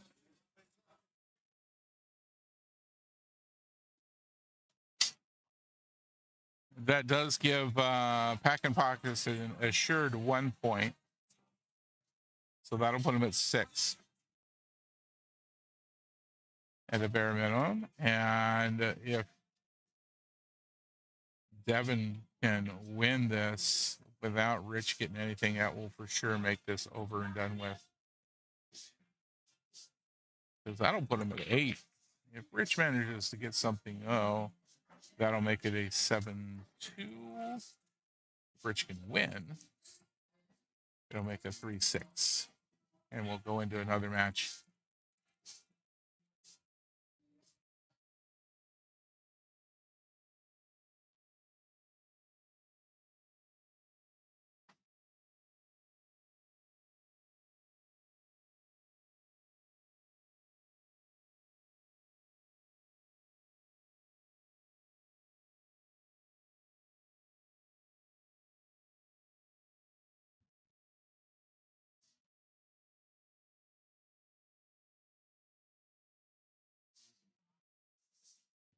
Open table. Nope. Nothing hitting a rail. Nothing hitting a rail means ball in hand for Rich.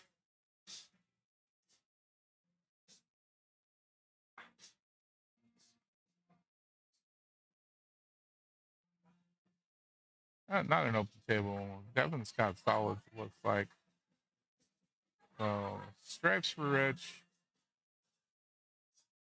Gonna start off with the 9 ball. Probably drift up table a little bit to try and get on to 10. Drops it at least.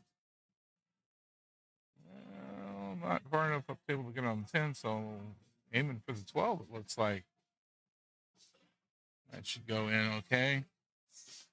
Come off the rail a little bit. Oh, bumps into the 4 and the 5.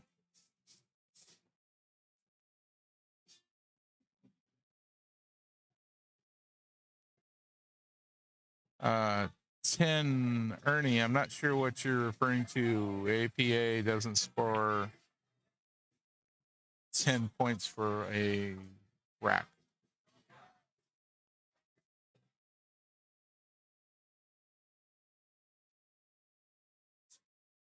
Nice defensive shot. Yeah, hopefully.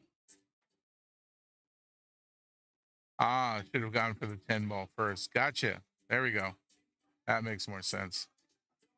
Couldn't quite tell what you were saying there. Yeah, that 10 would have made a good shot. Ball in hand.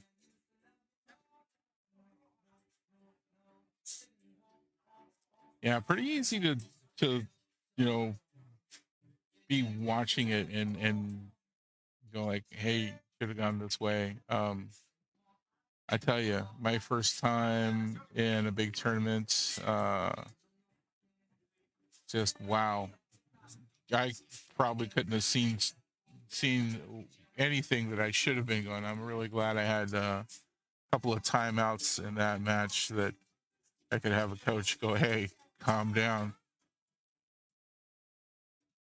So my first time, I actually was in Vegas last year for the World Players Championship with a team I was playing on out of Polk County. Managed to win my first match. My heart was in my throat, just pounding away from start to finish. I don't know how I got through that without passing out. The amount of pressure you feel when you're in that situation is pretty high.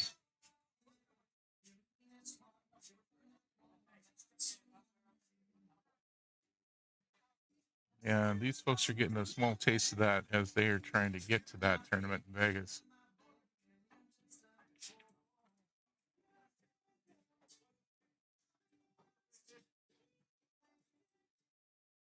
All right.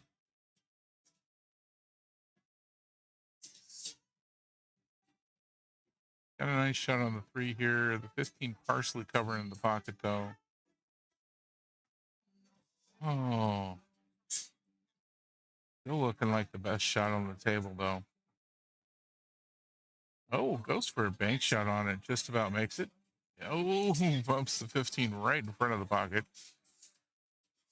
I mean, that makes a real good shot for Rich to bounce out and be right around here for that 10 ball.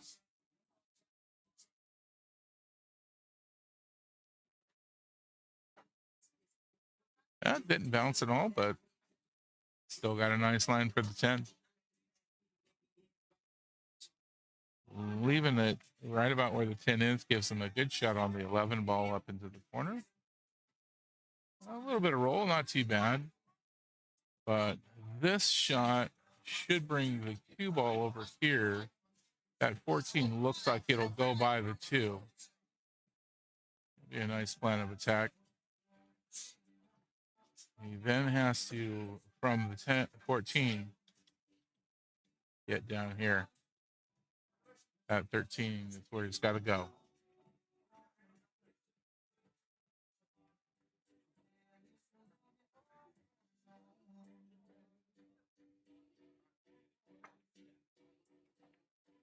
Oh, can we get a little bit of a bounce? Nope.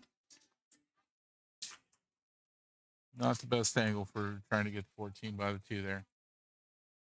He's got a line, though. It looks like he's got a window to get through. Get the 13, possibly cut it.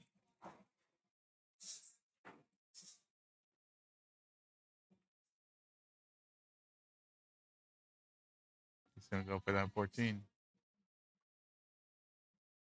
Oh, wow. Great job getting down on the 13. Too bad that 14 didn't go.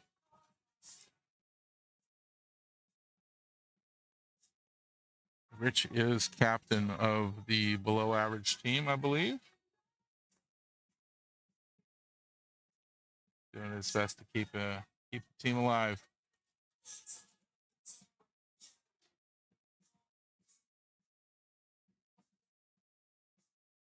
The tournament in Jacksonville, Florida is the Southeast Classic, I believe. If they don't win right now, they get to go to that instead of Vegas. And I haven't been to that tournament myself, but I hear it's a lot of fun. And there's some pretty nice cash prizes on that one as well.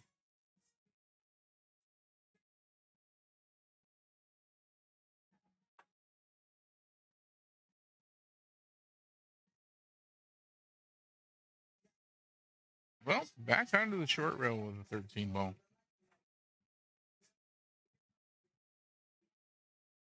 I think I'd go for the 5 right about now, or the 6. This one or here. The 5 should bounce out. Oh, didn't make the 5.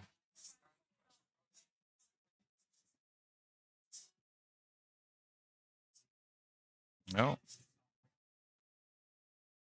Maybe cut back this way on the 13. Have the cue ball come back around this way for a shot on the 14. Oh, almost there. Almost there. This 3 ball should push the 14 out maybe a little bit. Might go by completely clean. Nope. Didn't go, but did move it out of the pocket.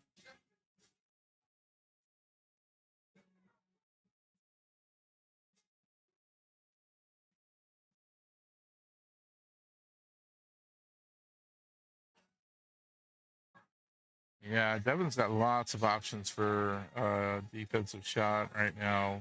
Just park that cue ball somewhere where Rich doesn't have an option. Oh, I was imagining a bank shot off of that. He went for shooting it down the rail. Came off the tip of the side pocket and back down on the short rail. I think the 13 just likes it down here.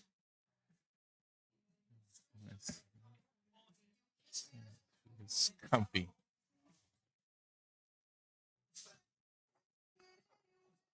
Rocket sat right on in. I'm gonna bet on the 2 ball right now. Nope. Lose that bet. This is why I'm not a betting man.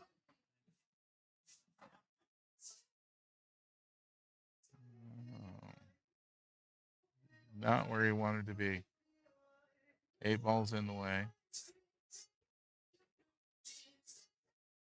there is a stalemate possibility. Essentially, if both players get to a point where they're with APA, a defense can be picking up the ball and handing it to your opponent, saying, "Hey, ball in hand, I'm not taking that shot."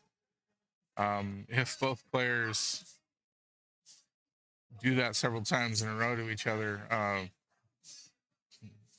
re-rack it, start the whole rack over. If nobody's willing to take a shot because they're afraid taking that shot will mean a loss. I've seen it once. You know, they had the 8 ball and another ball wedged into the pocket, and essentially anybody moving the ball that was wedged up against the 8 was going to cause the 8 to go in.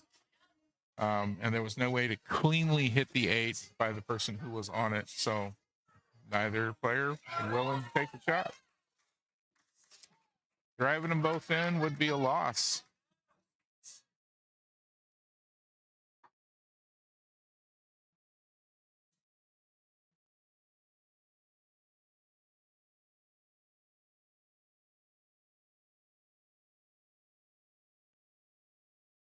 Eight ball being the object ball and no clean way to hit it first, Ernie. If you're the one wanting the 8 ball and you can't hit it cleanly, driving the both in means you hit the wrong ball first, you lose. If you're the person not on the 8 ball and you can cleanly hit yours, but hitting it means the 8 ball drops, you lose. Oh, you're talking about what's going on in the match right now. I was talking about the hypothetical situation. Sorry about that.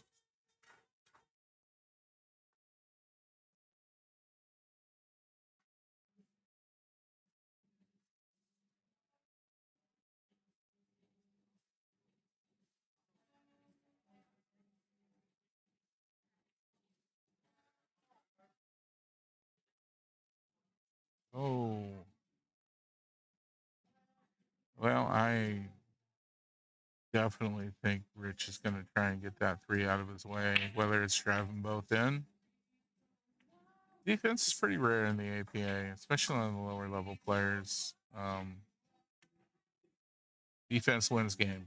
It really does. But lower level APA, these guys are both skill level 4.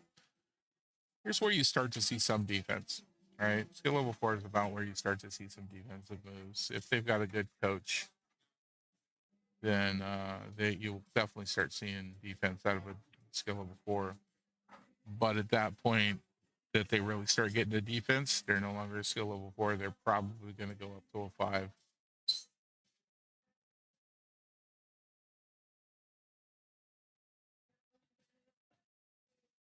Your 2s and 3s, most defensive shots are really pretty lucky if they work. Oh, he got behind the 8. Oh, I've just started using the occasional defensive shot and managing to actually get them to work. Most of the time, I'm a skill level 4 in 8 ball and a skill level 3 in 9 ball, and I managed to get 1 or 2 good defensive shots in.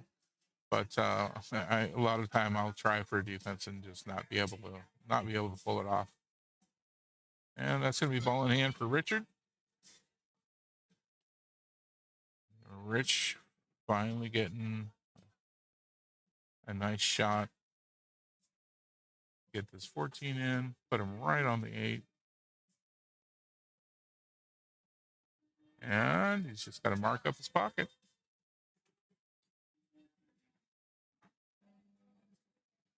Yeah, it's pretty easy, Pedro. Like you're saying, it's pretty easy just to forget about doing a defense, especially in the heat of a higher stakes game. Nice. Rich is on the board. Well, that means that Packin Pockets, Devin, if he wins he's still looking at giving Packin Pockets the 7 points they need to shut below average out. But we'll see how Rich does. I've seen him play before. He's a pretty good 4.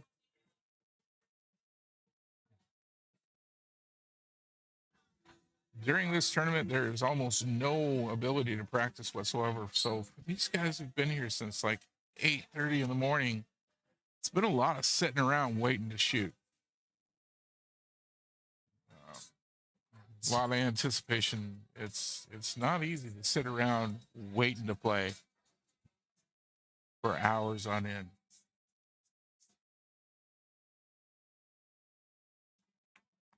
At least in Vegas, you have the opportunity to go play a mini mania, a lot of tournaments, that sort of stuff. The grabbing of the white was because he gave up ball in hand. He didn't hit a rail with his shot, or didn't hit the object ball that he was after with his shot. So the opponent gets ball in hand, pick up the white ball and hand it over to your opponent. As I was saying, in Vegas, there's practice rooms. A lot of the divisions will have a big suite. So like in Osceola will have a suite. And a lot of times the APA will provide a pool table in the suite for that division. So the players have a place to go and practice. A lot of players for one table. A couple of other practice rooms are available. The opening day, before Mania starts, there's lots of tables available. So there's chances, instead of having to sit around for hours on end, to get some practice time in. In this tournament, you might have 5 minutes before things start up. While the tournament is going, there is no practice at all.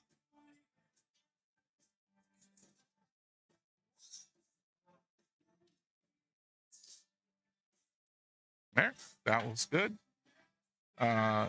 He bounced the 7 off the rail, which is a good legal shot, meaning no ball in hand. If he had hit that too light to hit the rail, that would be a ball in hand foul.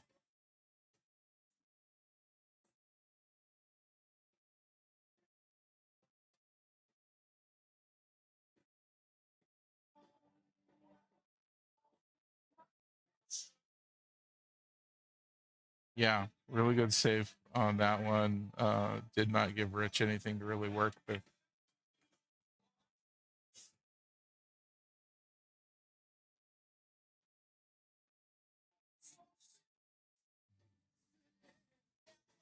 Devin with a good shot here on the 6 or the 5. Let's see which one he goes for. He goes for the 6. Puts him on the 7. He can use the 4 to help guide the 7 into the pocket here, which will bring the 4 off that rail a little bit, unless it goes in completely clean. Oh, doesn't go at all. Just sits there and goes, nope, never mind. I'm not going in.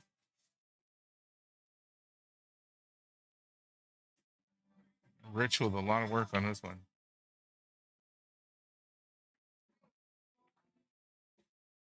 Missed it.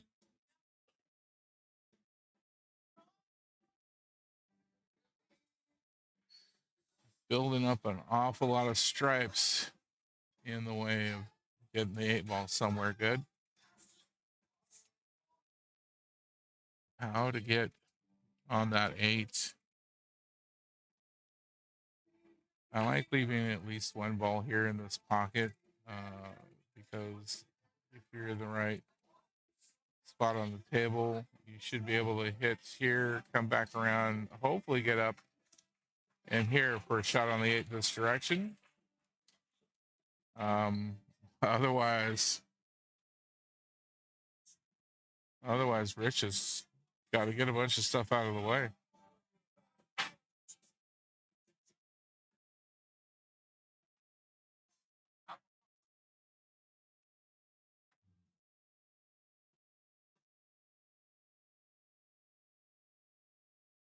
Oh, that's not going to get it. No rail. And there is another ball in hand.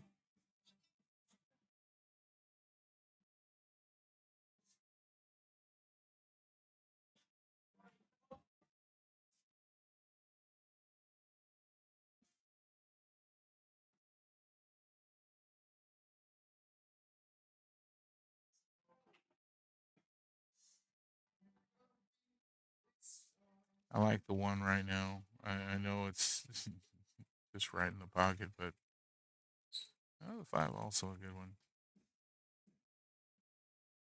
I just like the pocket for the 4 and the 7 as a decent spot to try and get on the 8 and get it in the right direction.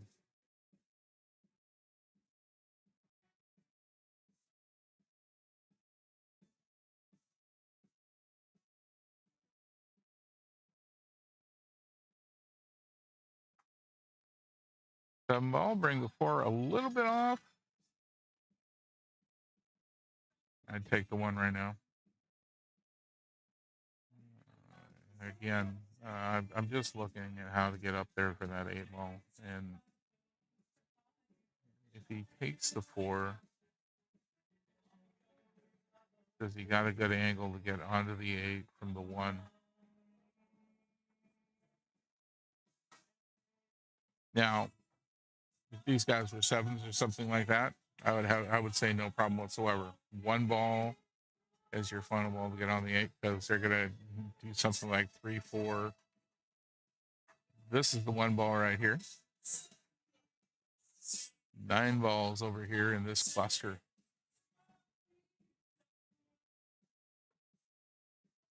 Is he gonna roll back out enough? Okay. I'm not sure if he got enough 5 to 12. It looks like he's gonna mark it up. Problem here is the 14 is in the way. A lot of people will try and just jam this hard in order to get the 8 ball to follow. Oh, nope. Okay. Well, nothing in his way now on this 8 ball shot, but Rich has an awful lot of stuff on the table he can use to hide the cue ball to keep Devin from getting it. Although he does have to cue over top here. Nice. Great defensive shot. Great defense. He's going to ask for a timeout.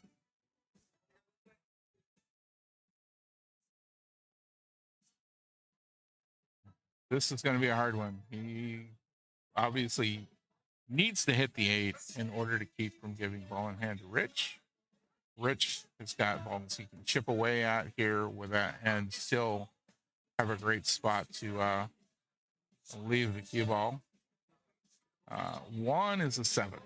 If you were here for the beginning of this live stream, Juan is a really good 7. He just ran away with that match.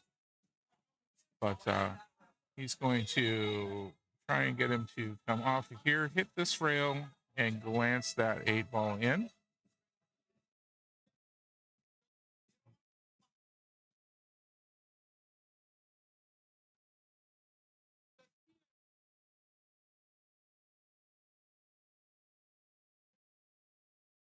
All right. Okay. Timeout over with. Plan of attack in place. He gets this one, and this match is going to be over.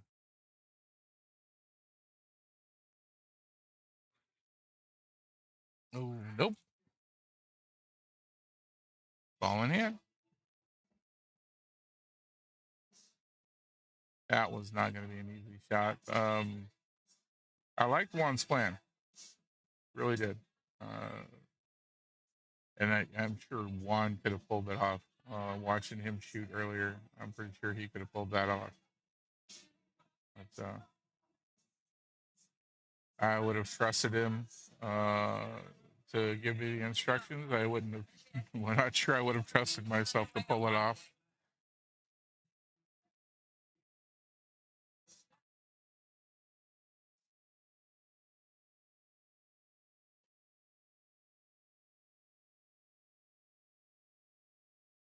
All right. Going to move that 8 out of the way. I'm sure that makes Rich feel an awful lot better about the way things are going, and I'm sure he's going to leave that 9 ball right there to the last.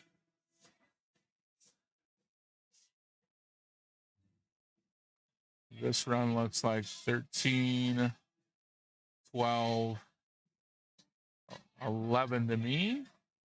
Following the 11 to get on the 9, put it here, and then 8 that way. And let's see if Rich can pull that off. Oh, he's looking at the 11 now. Well, he's at the table and not me. It drops.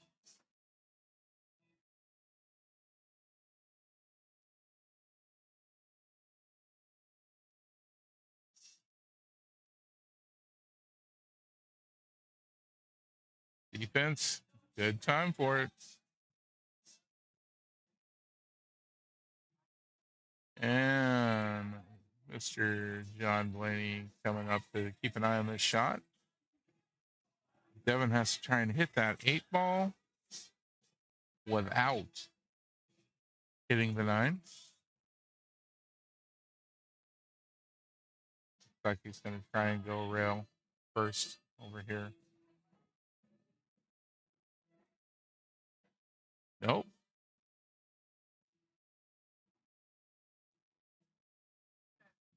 Pretty much deliberately moving the 9 ball at that point. It doesn't really clear things up for him. He's still got a good shot at not having a shot on this, but well, Rich changing his mind.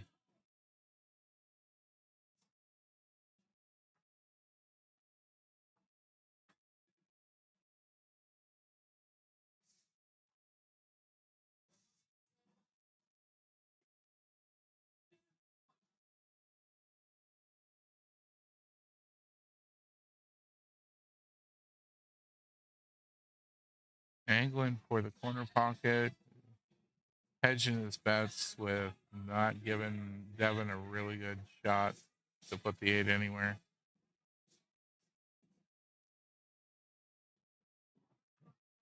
Not marking a pocket, so he's just planning on moving things around.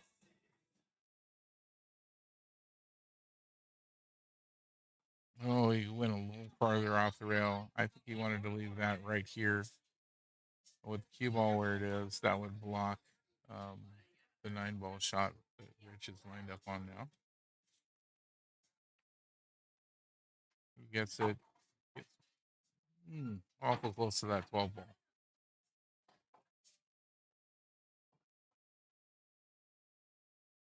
Both of the other matches still underway. Table 6 with Kamikaze racking up. Table 3 with my teammate Nelson. Looking like he's on the stripes.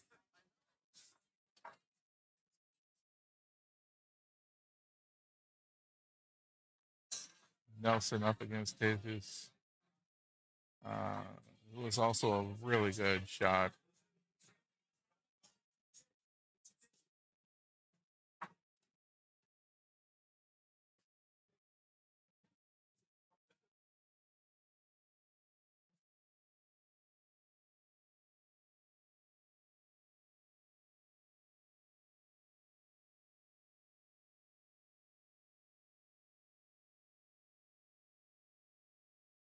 All right.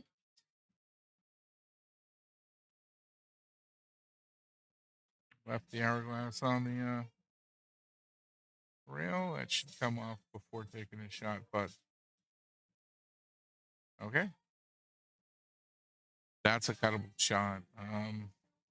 Not an easy cut by any means, but that is definitely a cuttable shot here. Devin marking up the pocket for a bank shot, though. Must be more comfortable with that. Even if he misses it, though, we're talking, oh, almost into the side. We've got separation now.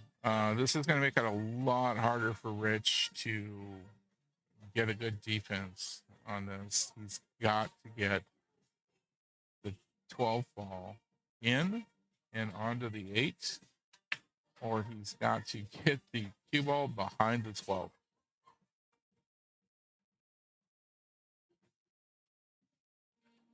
Beautiful shot.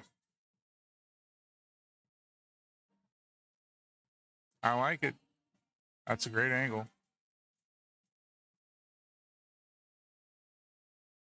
It's not straight in, so the odds of getting a scratch on this very low.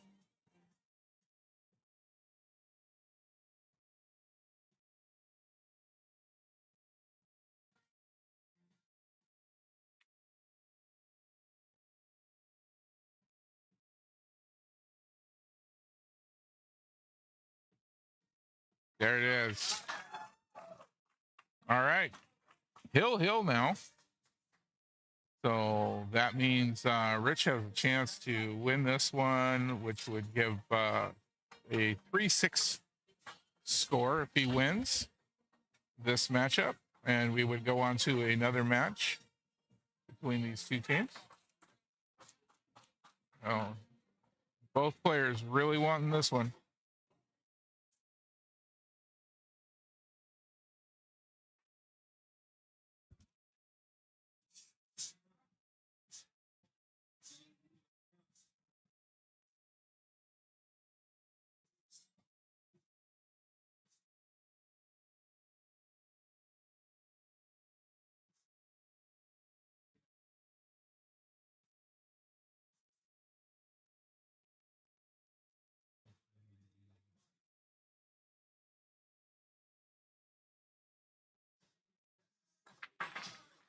Eight ball moving.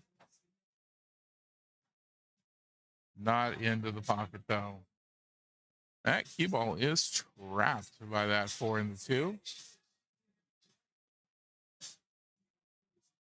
And unfortunately, Rich has gotten in a stripe. I think he can get out clean, but he's got to go this direction to do it.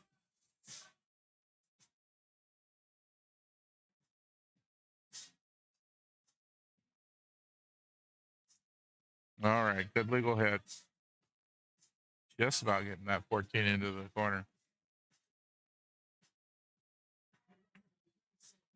So APA, you do have to take what you make. If you get a stripe in on the break, you are stripes for the duration of the rack. If you are getting solids, you're going to do that. If you get in both, table's still open. The Packin Pockets crew, I think is what you're referring to there on those shirts. The every one of them has the logo of the game on their left sleeve, so I'm going to imagine that's the maker of their shirts.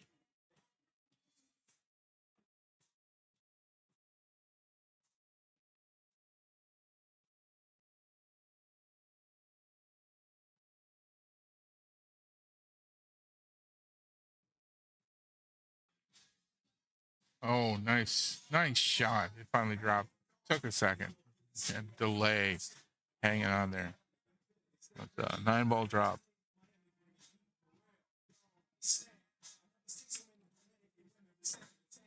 Oh, are we gonna get behind the 7? No. Okay. 11 looking good here. You should go in and hit the 12 off of the 11. Bounce it out a little bit. Oh, 11 doesn't go. And the 6 ball prevented the 12 from coming off the rails too much. 7 looking at the 5 ball down here. One of these days, I'm going to learn how to draw straight on this screen. Nice shot. Nice rail shot there. 7 ball into the side. Looks good. If you can hold up there, you should be able to take the 3 away from the 15 where it is here and get it into the side, into this corner. Nice shot.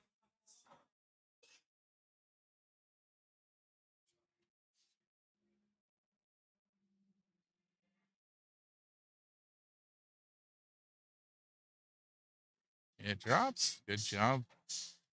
Come back enough to get on the one. Devin doing a real good job here.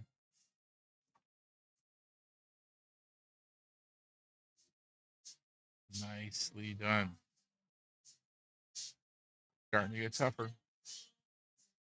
Having to work around these stripes that are left on the table.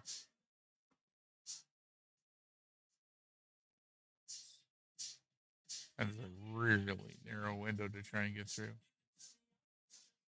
Okay. Well, leaves Rich with the 13 ball is a good option.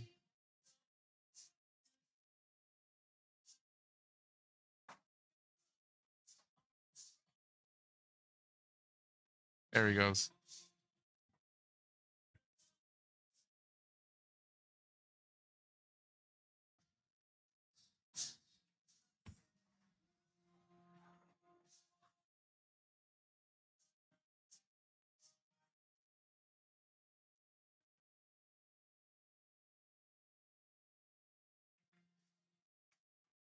Nice shot on the 11. Gonna bring him back for the 15.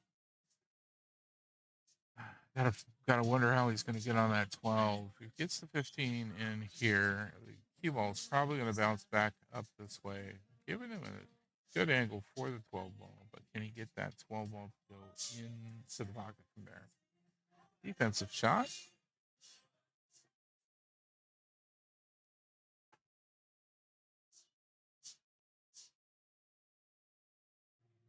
Trying to prevent Devin from having anything to work with. He can get a good legal hit off of this. I'd probably. Ooh, I'm honestly not sure what I would do. I had a thought there for a second, but then the more I thought about it, the more I'm like, no, that's a bad idea. I thought was to push the 4 up this way, but that leaves the cue ball with a 15 ball shot that way. That works though.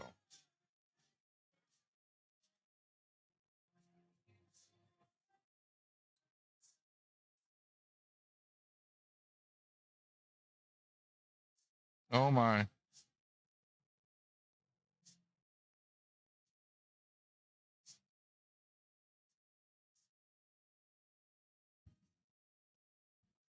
Well, and this is a crazy thought because I have crazy thoughts. 4 ball off of the 15 in here with enough force to have the 15 move the 12. Not so much force that we endanger the 8 ball. Devin instead electing to move the 4 ball out of the middle of the table. Good defensive shot. Not sure if, and I can't really tell if those are resting up against each other. If 2 balls are frozen together, you can actually shoot through, and in essence, push the 2 balls off in a direction. If they're not, and they're really close to touching, you have to be really careful not to get a double hit.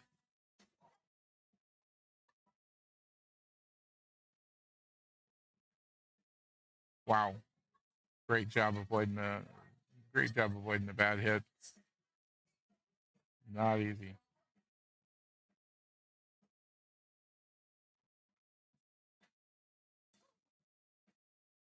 Jessica, do you know the manufacturer of those shirts? Is that Game On Apparel?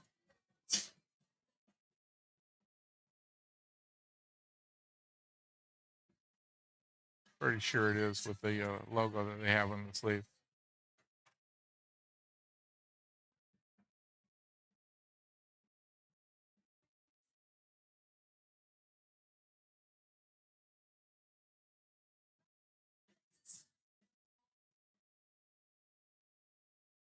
Oh,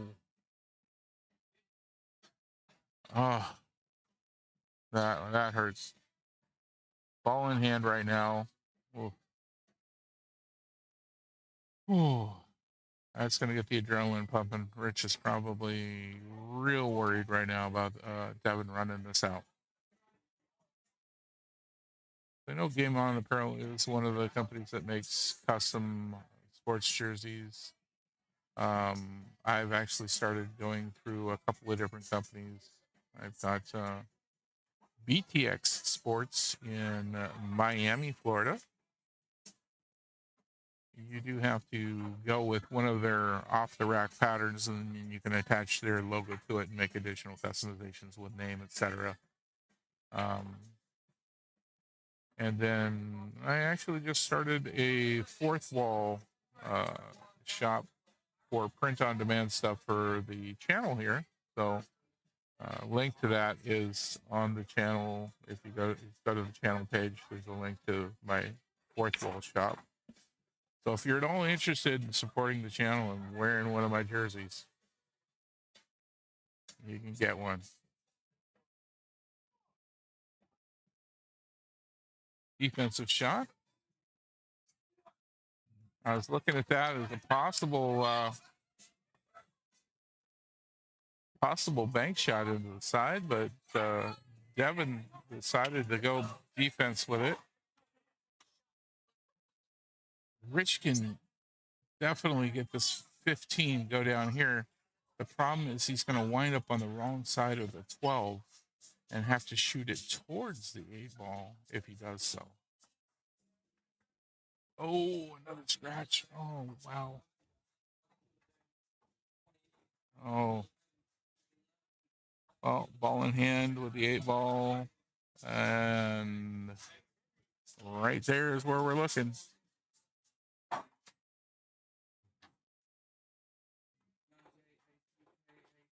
Now, the cue ball is always live in this kind of a situation, even though it's in hand. If you go to place it and you touch the cue ball to something else, you have fouled and given up ball in hand.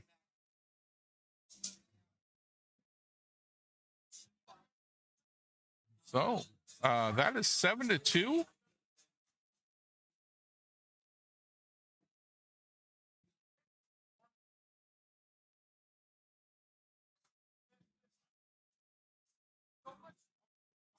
So there are 2 matches left. If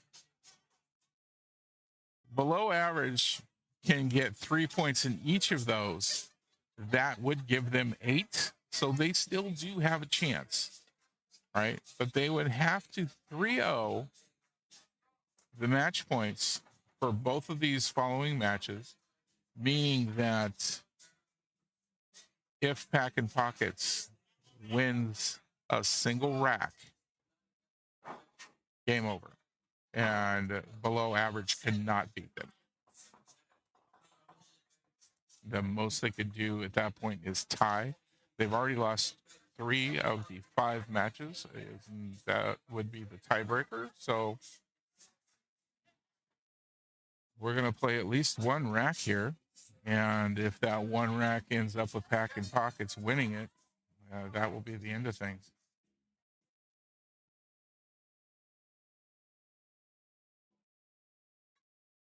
So let's get set for this next set of players.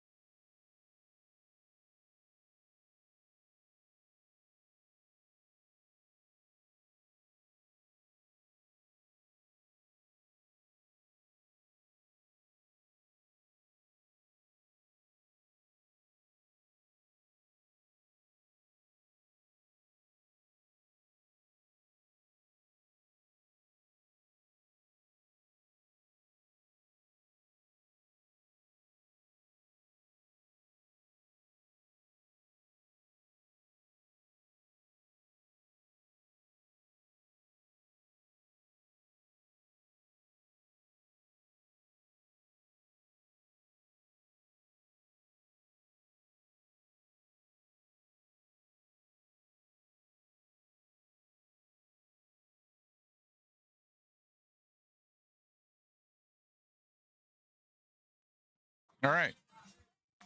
Donald from Packin Pockets, skill level 4. Nicholas, skill level 5 from below average. The way this is playing out right now, if Donald manages to win a single rack in this 4-3 race, then Packin Pockets wins. If Nicholas wins all 4 before Donald can get a single rack, we go to a 5th match.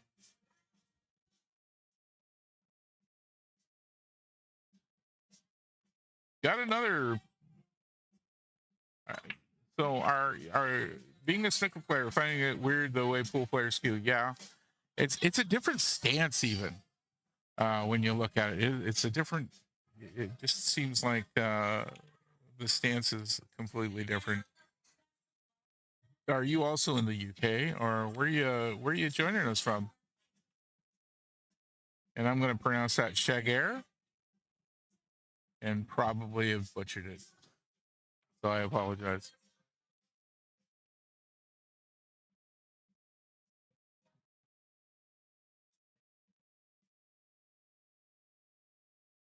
Nicholas is definitely on a mission. I'm imagining he goes by Nick. Yep, UK. My second UK person on the stream.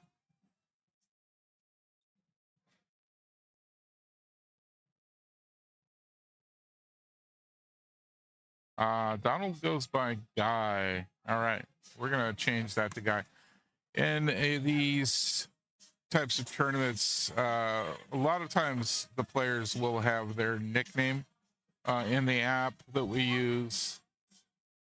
And most of our paperwork that we see on a regular basis, week to week, that nickname is on there.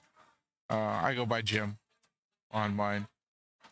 When you get to a big tournament for the APA, though, your legal name goes on the paperwork. So people will refer to you by your nickname, and the opponents will look at the sheet going like, who's that? I don't see him on your roster.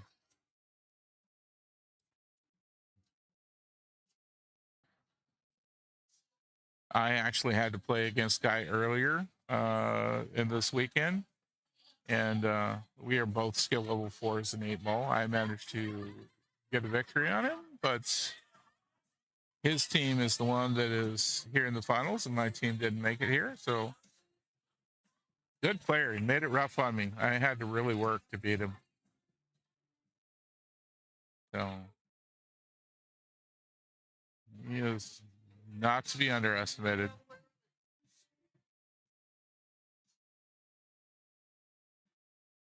Nope, I'm going to miss that one.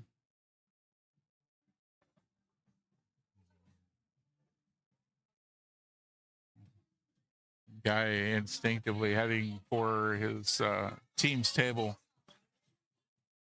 During regular weekly league, you generally do. You go back and you sit at the table with your team when you're done. In these tournaments, you're not allowed to do that. You're not allowed to hang out with your team. There's a chair to the left of the screen for the players to use when they're not shooting. The deal with the gloves, you'll see anybody using a wooden cue, especially down here in Florida, doing it, and it has to do with the humidity.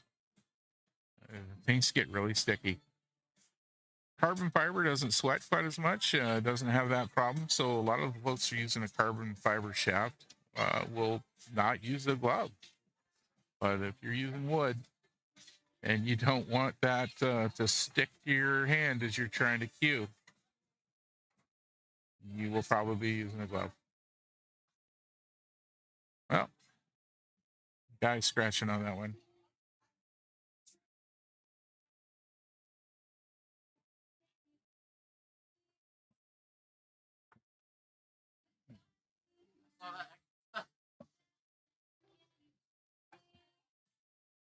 Yeah, gloves are legal.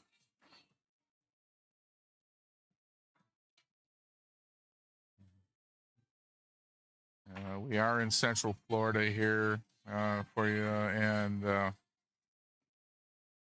this particular venue being one of the driest that we play out of. They have the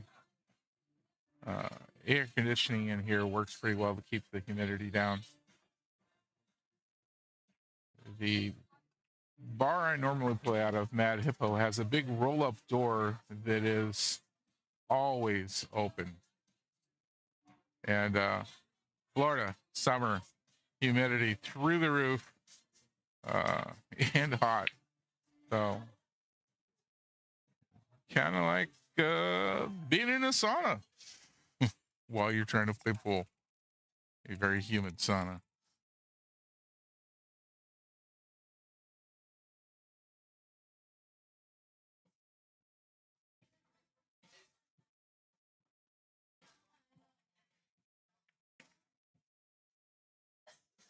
Oh, nice hit. No ball in hand for Nick, but he is on the 9, and that looks bankable. 4 ball kind of in his way for getting that right into the pocket. Yes, anyone can use them. As far as the gloves go, not all players will.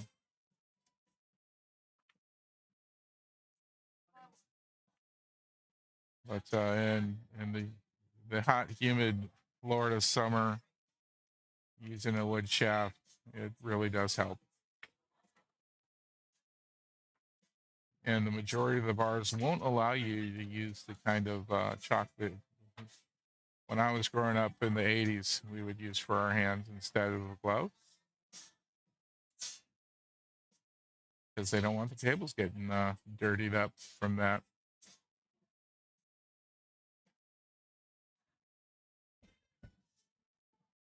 Just talking about it makes me miss my favorite pool hall back in Oregon where I grew up. Billiards and Bagels. They're no longer in business. Had a snooker table. Always wanted to learn how to play. Never got a chance. Nice shot on the 9. He's going to come around. If that 4 ball wasn't in the way, this rack would be over. Calling for a ref to watch the shots.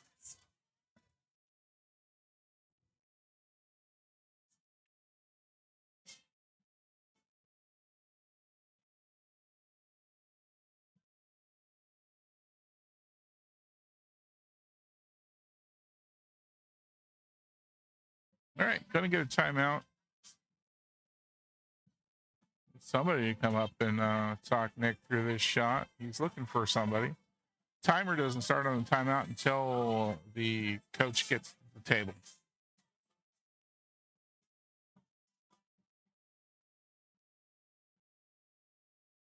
Yeah, I never saw gloves in use until getting out here to Florida, originally from Oregon.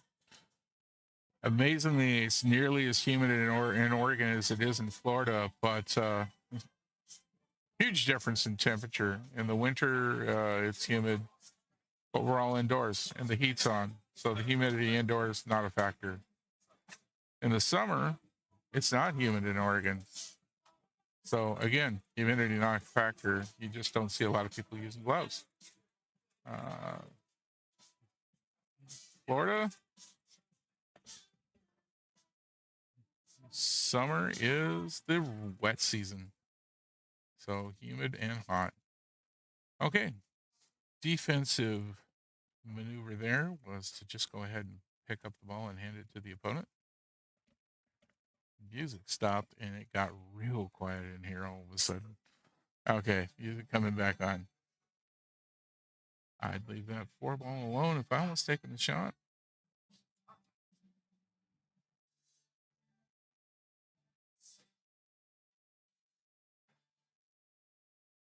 Yeah, Ernie, most of the folks down here, if they were shooting with carbon fiber, don't even bother with a glove. They're usually slick enough that the humidity isn't even an issue.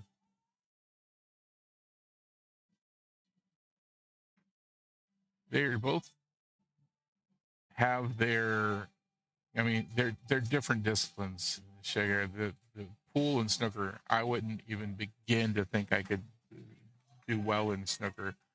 I feel like I'm an adequate pool player. I'm not a great pool player. I'm not, I'm a decent pool player. in my opinion. But snooker, wow. I mean, I watch it every so often. Kind of, sort of understand the rule, but I would get slaughtered. Nick going for the kick shot here. Gets it. Nice. All right. First rack to Nick. Guy's still looking to get one.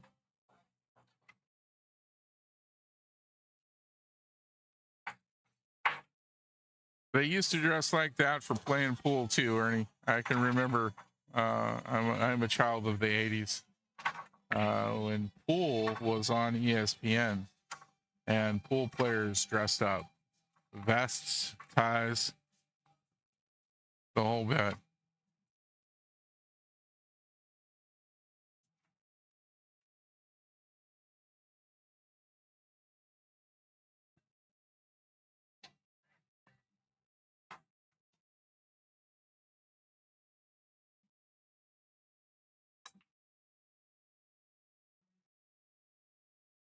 All right, probably getting a 6-ball kicking in the 14. So Nick will be looking at stripes. 13 ball sitting right in the pocket.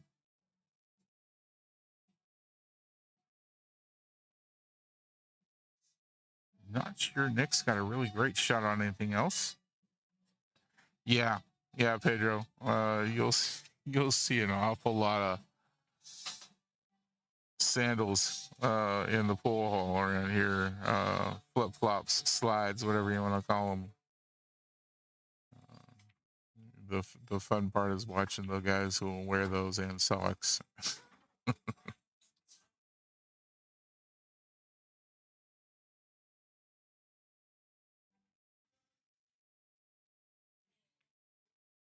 Oh, almost stayed up. There we go. I like going for the 9 right about now. All right, Shiger, thank you for watching. Really kind of cool that we got a couple people from the UK watching tonight. That's awesome. That's a first. Appreciate you.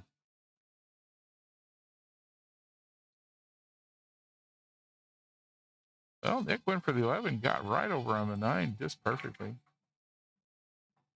And now he's on the 10. He's looking at a breaking run here. We've had a few of those tonight on the live stream.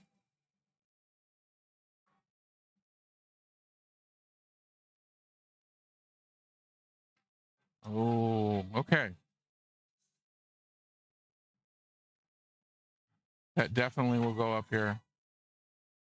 The question is, will it go by the 4 and get to this pocket? So which way we're going to go? Looking like we're going to try and go by the 5. Getting called timeout by Rich.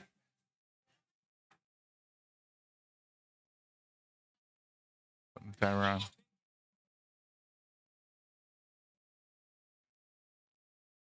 Yeah. Rich trying to... No, I didn't. Asking Shigeru if he wants the UK Open. Or me there, Ernie. I try and watch. It's nice that Matchroom puts a lot of stuff out on YouTube. I also get Billiards TV. So good stuff. I love watching the pros. It's just watching their stance, their how smooth some of the shots they make. They just make everything look so effortless some days. Aliosis Wrap, 12 9-ball racks. Wow. I did not get a chance to watch that. That sounds like an awesome watch.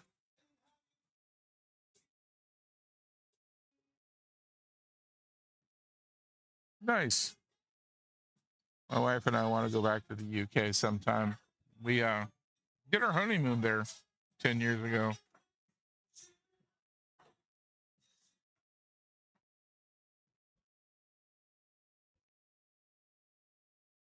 Got to learn how to play snooker. I think I'm going to make that a goal. couple places here in Florida with snooker tables. Not a huge game here though, but it's around.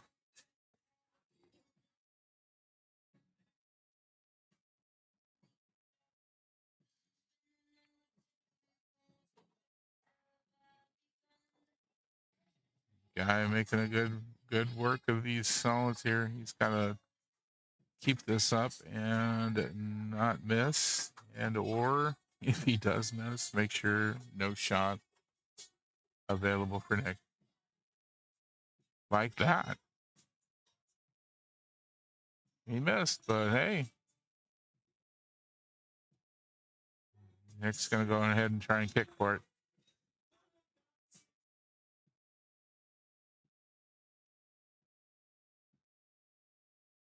And we're going to get John in again to keep an eye on this shot. Make sure Nick doesn't hit anything else first. Ooh. Oh, that was scary. All right. Ball in hand.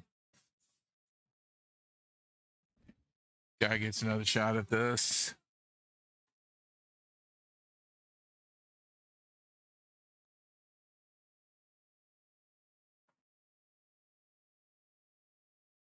Well, I like hitting the 1 right now and drawing out of it to get on the 4. Although a little bit of left might put him on the 5. Oh, way harder than I was expecting. I'm sure adrenaline for Guy is pretty high right now. Oh, ouch.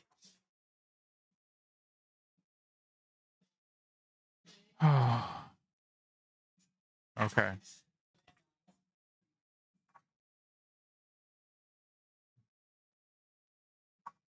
He's marked up the pocket that he's standing over as a bank shot instead of going for a cut. And he misses it. Oh. Oh. Oof.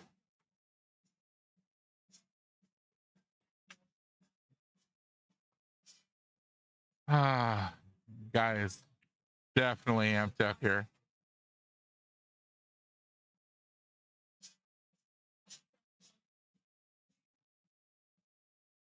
Both players just running on adrenaline right now. You can just see it in the way they move.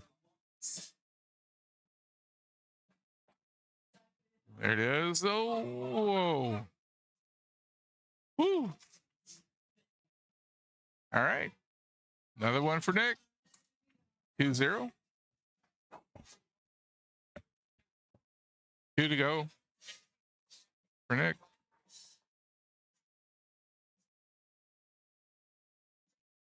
Pedro, you have been a great addition to the APA. I just watching you grow into being the solid player that you are has been really cool. For those watching, Pedro making a comment there in the chat. He is a huge supporter here of the channel here. Really appreciate him. Great guy. I have not had a chance to play on the same team as Pedro. Kind of wish I had, but all the teams I'm on right now don't really match up with his schedule, so we haven't had that opportunity yet. Nice break.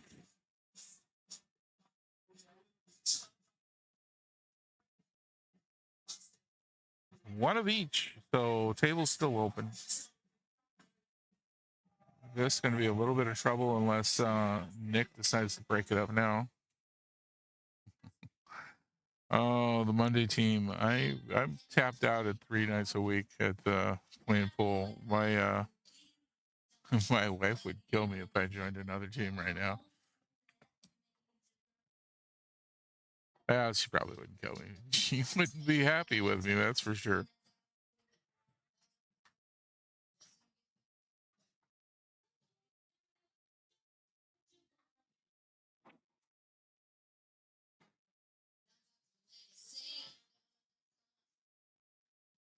Yeah, Pedro, I try and introduce myself to new folks. I'm for those unaware, I am one of the division reps for Lake and Osceola out at Mad Hippo, and so I do try and make it my point to introduce myself to anybody new, so they know that I'm there, and uh, let them know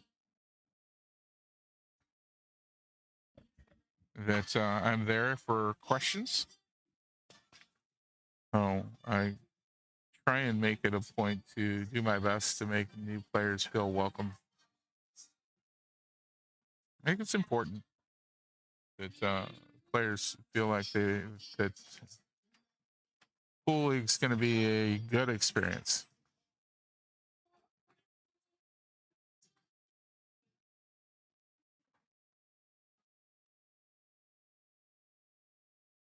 Yeah, Ernie, Nick had a tough spot there. Unfortunate scratch. He's playing really well. He's definitely amped up though. Another tough lead. Looks like he can hit the 12 or the 9. Might be able to take the 9 and come back with it here for a bank.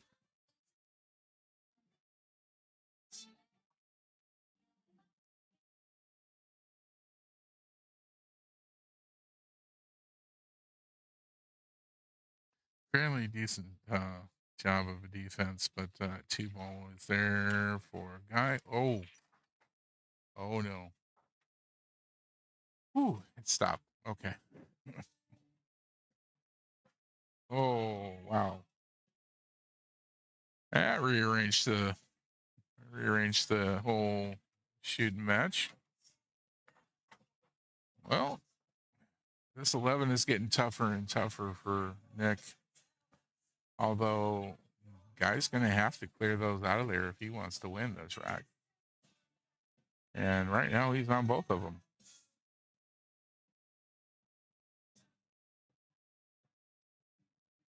Nick's got the 12 ball here. And he might have an angle to get the 9 ball in this way.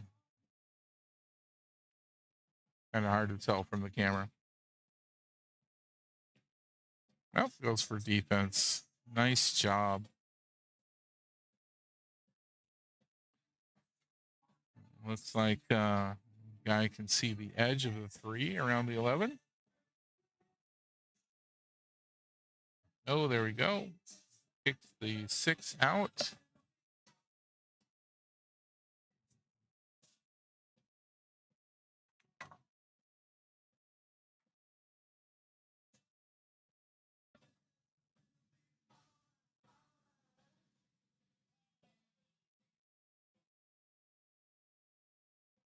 Nice shot. Pedro, my wife could not handle the Mad Hippo.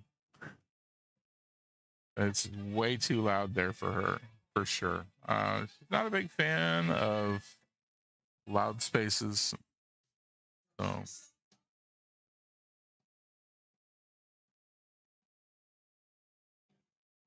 nice shot. And great job getting onto the 12 for his next one.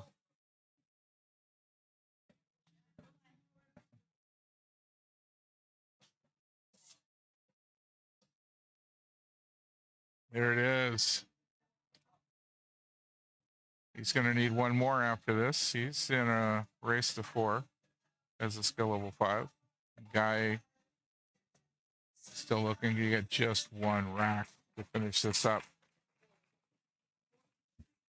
Yep. Nick needs one more.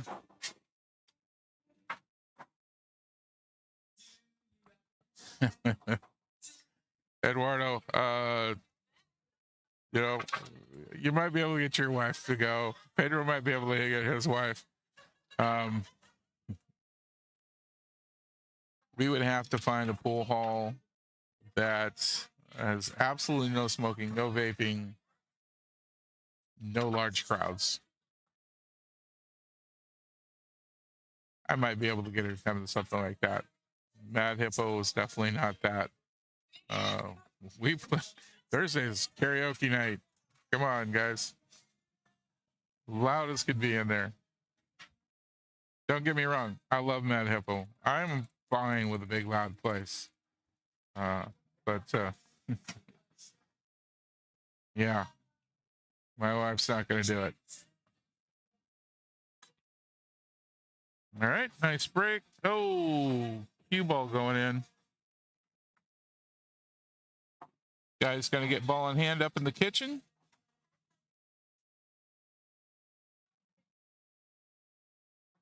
I don't think he can hear over the music. I know it's not bleeding over into the channel right now, but there's a speaker blaring right. There's a speaker blaring right at the table.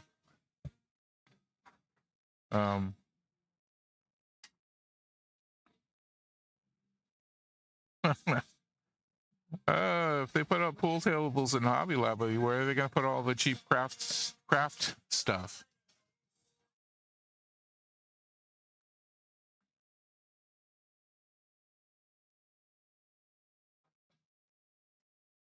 All right, table open.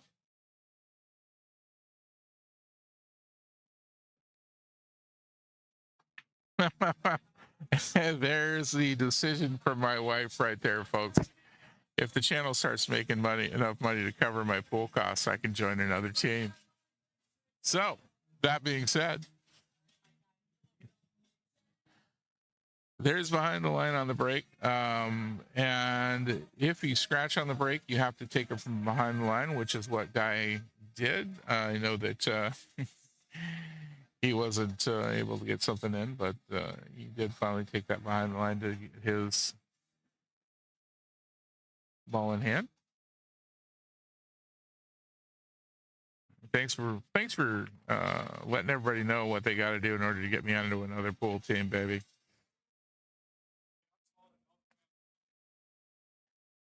She is at home right now watching.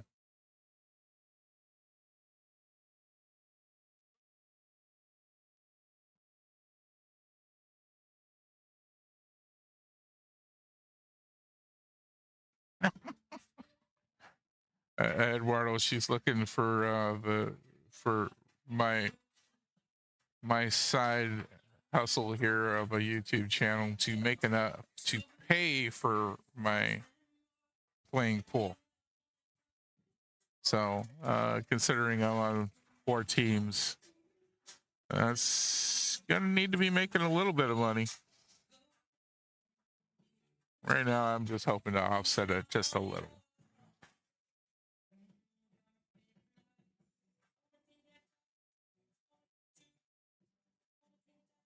Okay, guy going for a defensive shot.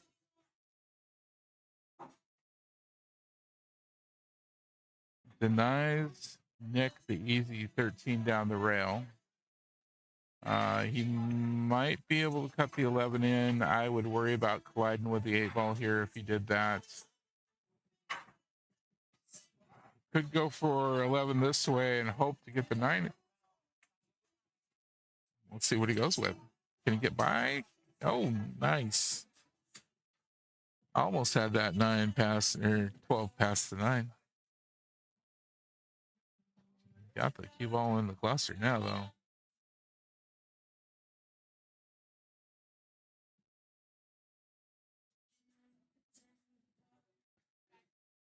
Pedro's not about the likes. The likes help. Likes help. The likes do help get the channel out there and where other people can see it, find it. The number of people watching helps. The number of subscribers is big for growing a YouTube channel.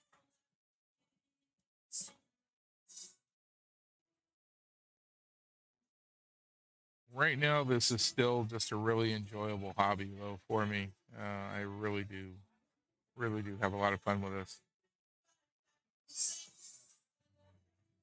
Oh, guy having a hard time queuing over top of this 14.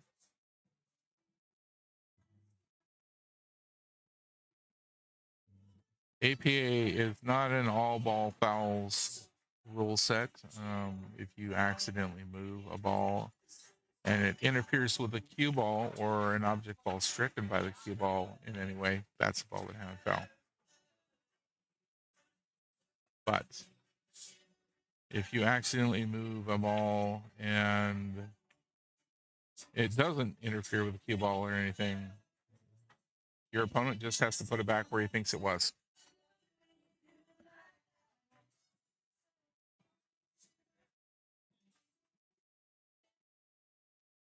Nice shot.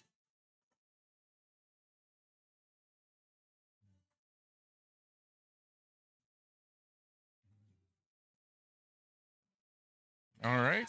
One left on the table for Guy before he's on the 8.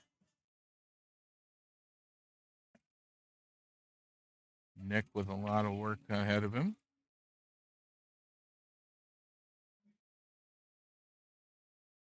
Nice defense. Oh, looks like it rolled a little bit further than he wanted. It's going to allow Guy to hit that too. I think I'd go defense on this as well. He's going to go for it, though. He's going all the way up and back, and it's not going to get the angle. Ball in hand for Nick.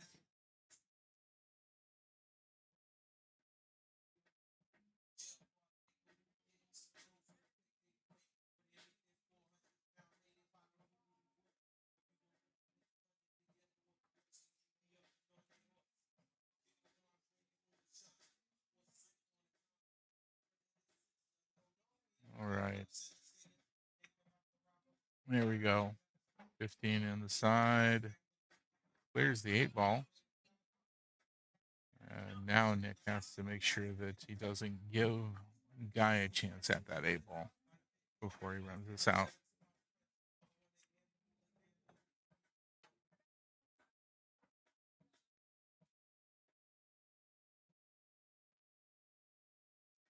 Rich looking like he's about to give a timeout. You can't see him. He's off to the right of the screen. Yep, timeout it is. I think mostly responding to Nick's looking like he isn't really sure about what he's trying to get going for a run.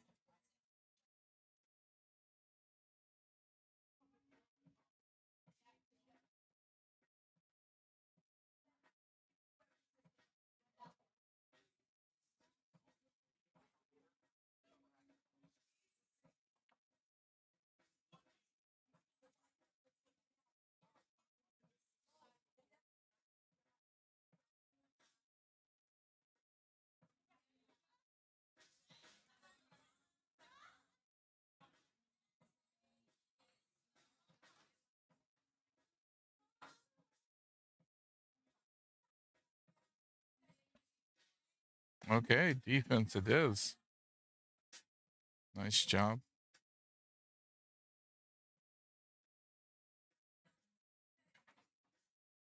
All right, Elks Lodge. Is that the one here in Eustis?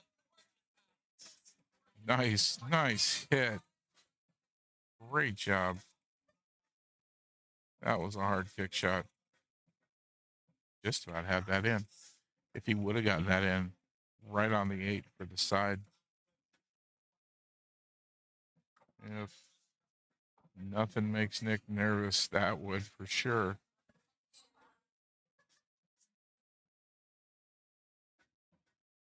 Okay, hon, you saw right there. Ernie's got a table in his house. How come I don't? I know I don't. That was a joke, sweetie.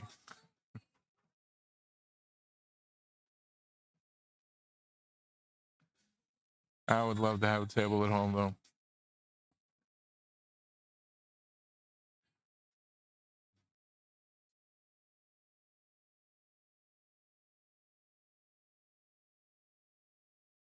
I started learning pool on a table in my parents' garage as a small child.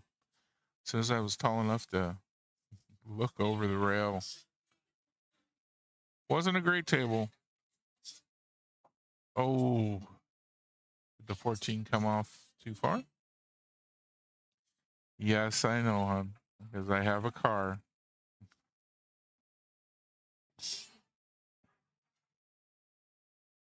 But I want both. Okay. Guy really focused there. His teammates having to yell to get his attention for the timeout. Nice. 8-footer used every day. That's the way to be. If you're going to have a table, use that table. I've had some friends who've had a table that never play. Like it's like having a really fancy car and never driving it. Right? Car's meant to be driven. Pool table's meant to be played on.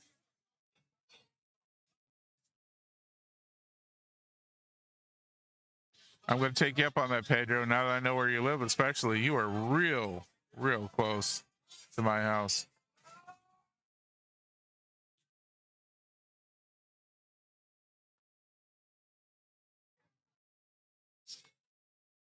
Looking like table 6 is finished up. I'll try and find out if that's the case, and if so, which team won. All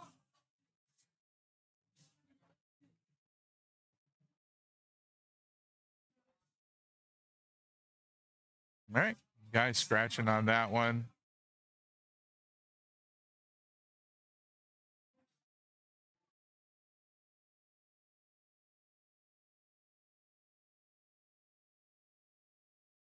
So you're saved there, hon. Pedro's offering to let me come over and practice at his house, and he lives just down the road, real close to us.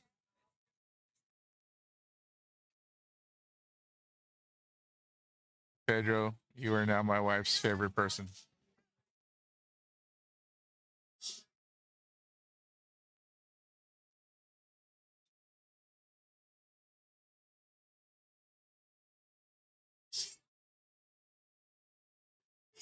Oh, I don't think it got. He might be past the 2 enough to get this one into the side. That's close.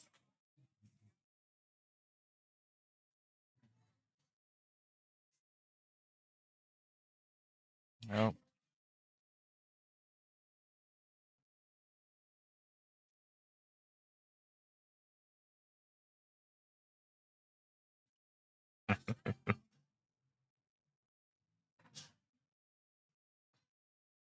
I love how you're all negotiating what it's going to cost me to come over and practice at Pedro's house. My wife's not even in the conversation. All right.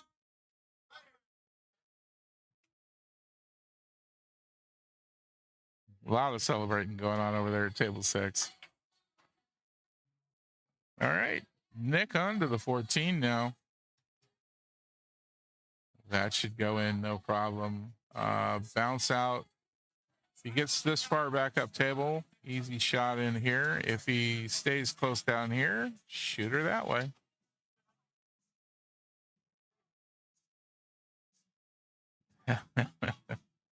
My wife's not into pin trading.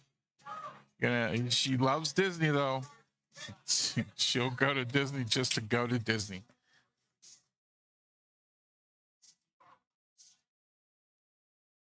You do not have to give her any excuse for that.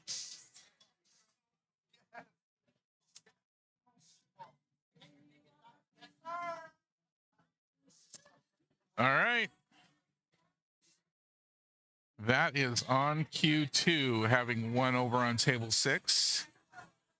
So they're headed to Vegas.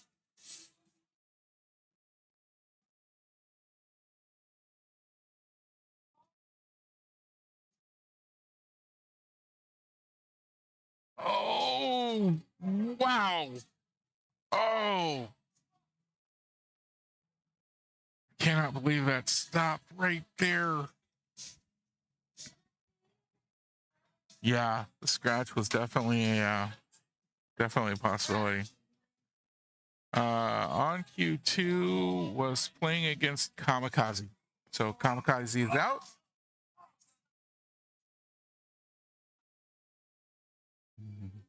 Guy is amped up. Amped up.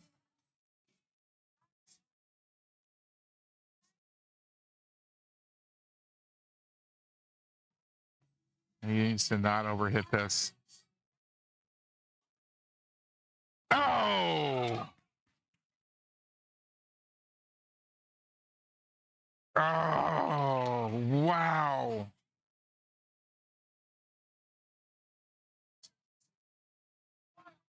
All right. Nick needs to buy a lottery ticket.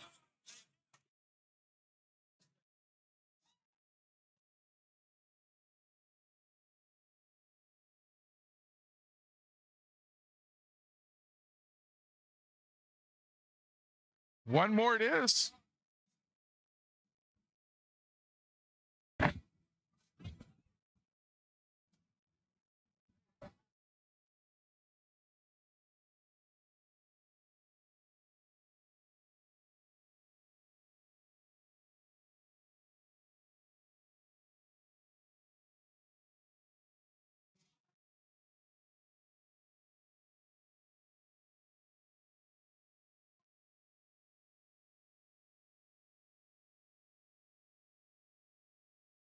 Yeah.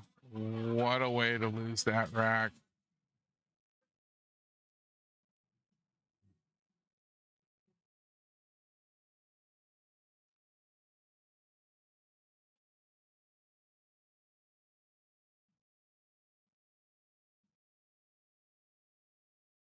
All right. We've got an issue here in which a waiting on league operator to make a judgment.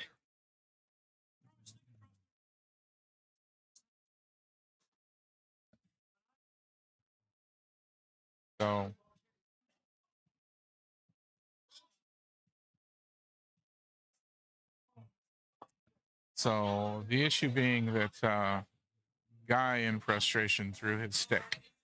So we're waiting on a judgment about that.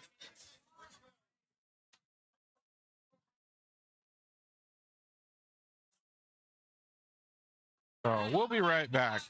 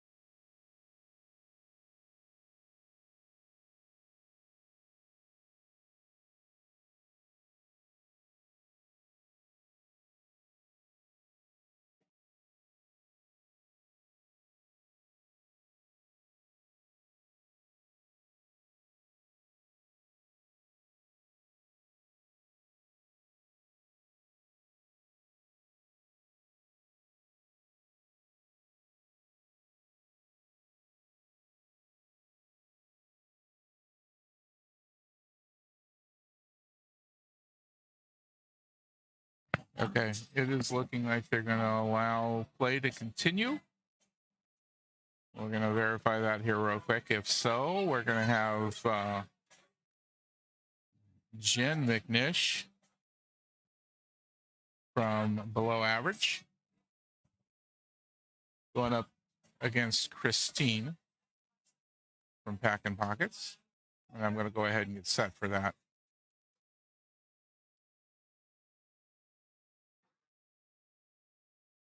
Yeah, that is a team disqualification in Vegas.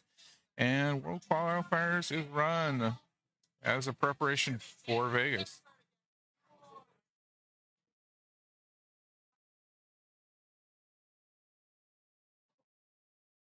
Okay. I am not sure what skill level is for either of these ladies.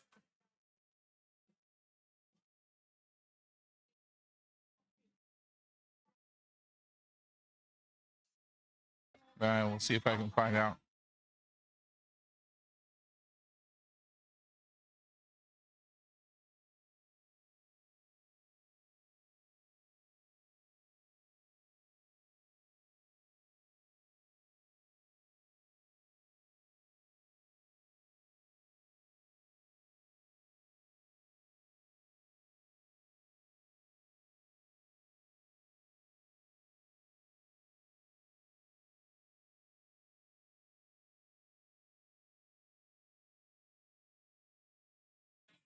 All right.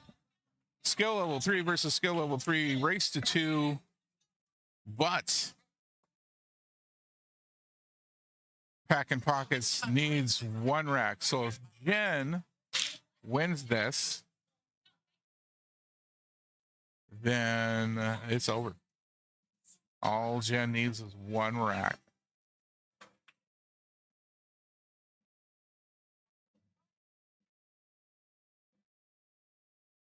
And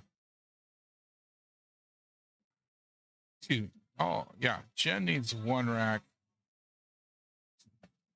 Back that up. Christine needs 1 rack. If she gets 1 rack before Jen gets 2, Packin Pockets win. Jen can get 2-0 on Christine. Below Average wins. Down to the low skill level players. It happens this way so often too.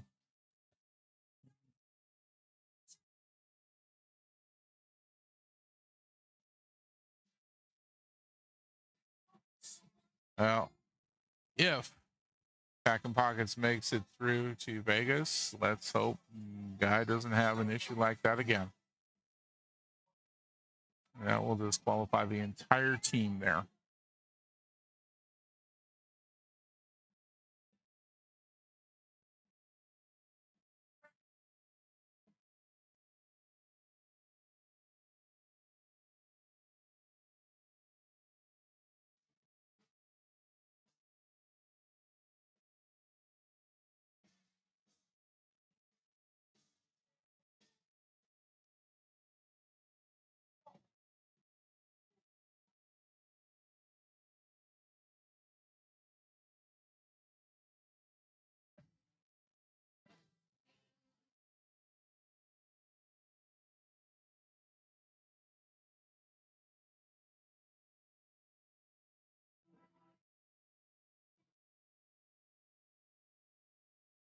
And shooting into the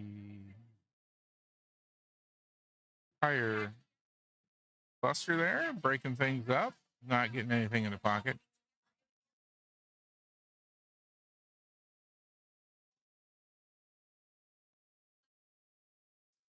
Jen has been acting as photographer for the Lake and Osceola APA, taking some great shots of all the players and all the fun stuff happening during the event.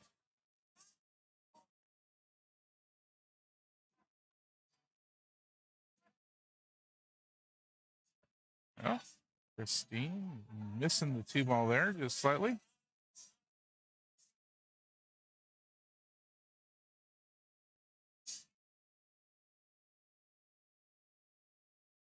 Hey, Ryan. Didn't know you were watching.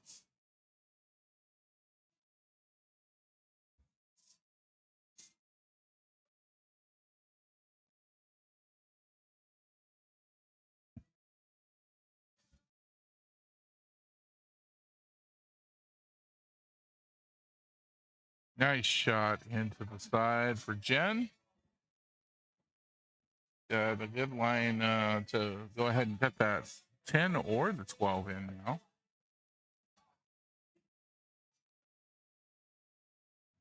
I like the 12 because that's going to bring her right up table, hopefully avoiding that 7 ball, but she could get the 11 as well from there. Oh, nope, bumps the 2 and the 7. It's okay, though. She does still leave herself with a good line on the 11 into the side. She could also choose to go with the 10 ball all the way down.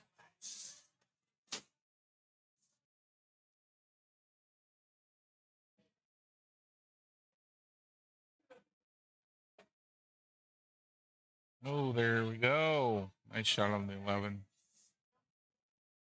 15 looking good.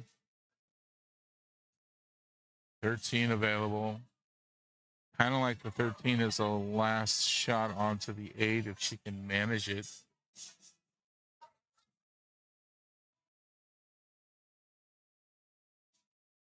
There's currently an Uber waiting outside. Did anyone call an Uber? Anybody? Is anybody waiting on an Uber? Nope. All right. It's a new one. Okay. Uber waiting for somebody, and none of the pool players fessing up to it. So we are at the Moose Lodge, and the other part of the lodge might still be open for Moose Lodge members. Perhaps one of them called for an Uber.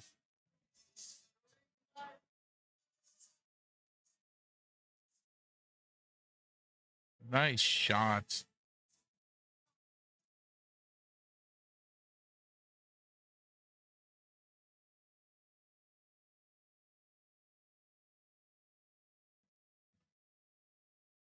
Jen's husband, Ronnie, is, I believe, a 6 or a 7 in 8 ball.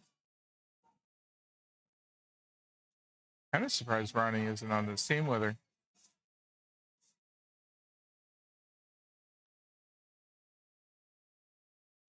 Oh. Oh, is it going to get there? Almost. Almost. Put the 2 ball here, though. That's going to be a problem for Christine.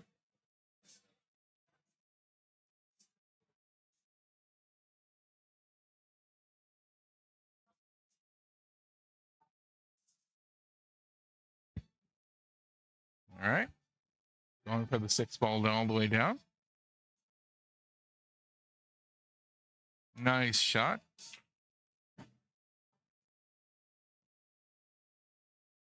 If she's got clearance on the 2, it's a good shot right there, but she kind of might want to leave it there for the moment.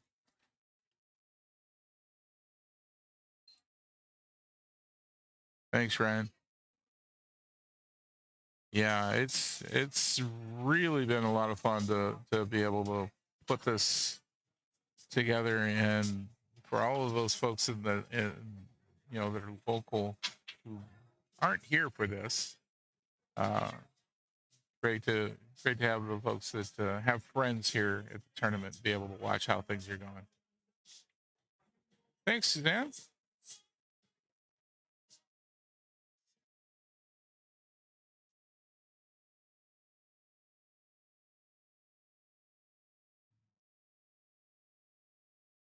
I know it's kind of crazy, but I think we're right about at the 1-year mark for me doing this at all. Since the first Tri-Cups that I did this for. So the very first live stream I did for Lake and Osceola was a Scotch doubles tournament. Just kind of a practice run for doing Tri-Cups. But I've been at it about 1 year now.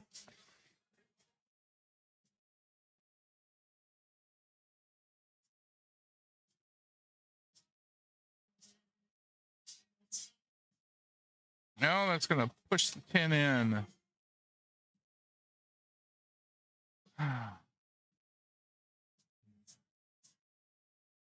This 9-ball shot should give Jen a bounce out this way. So she's got a nice shot on the 8 into the corner. Nick gonna give her a timeout.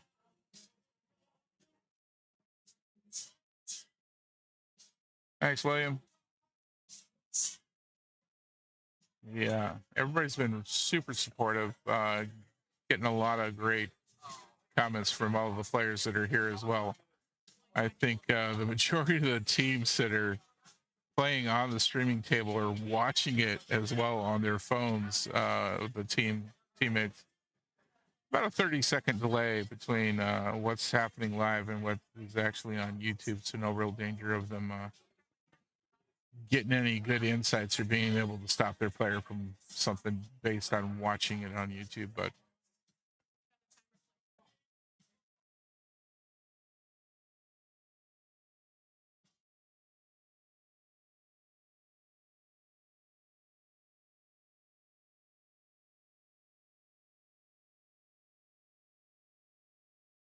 there's definitely a lot more pressure on the live table. I know a couple of folks that,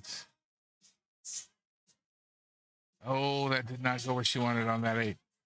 I know a lot of folks who really, really hate being on streaming. Unfortunately, sometimes that's where they get put.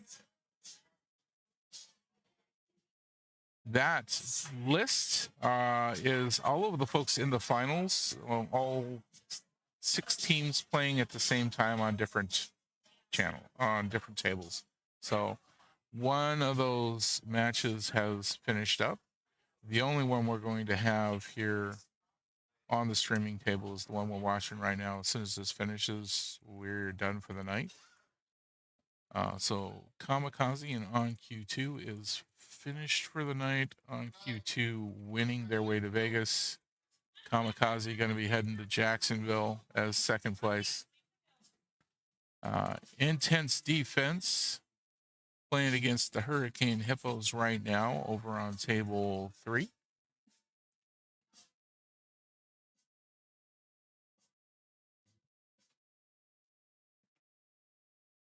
Oh my.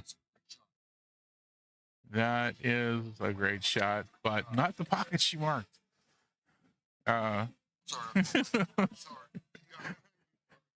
Jen's husband Ronnie looking over my shoulder as she takes that shot. I don't know if you could hear him over the microphone. Nice shot. Oh, Christine's got a real good chance here. Looks like she can get past that 8 and get this 7 into the corner. William Brown says, "What's up, Ronnie?"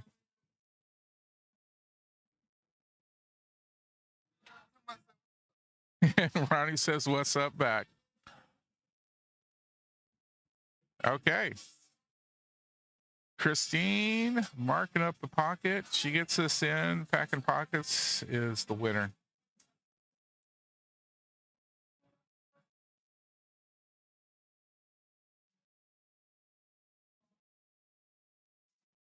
And there it is.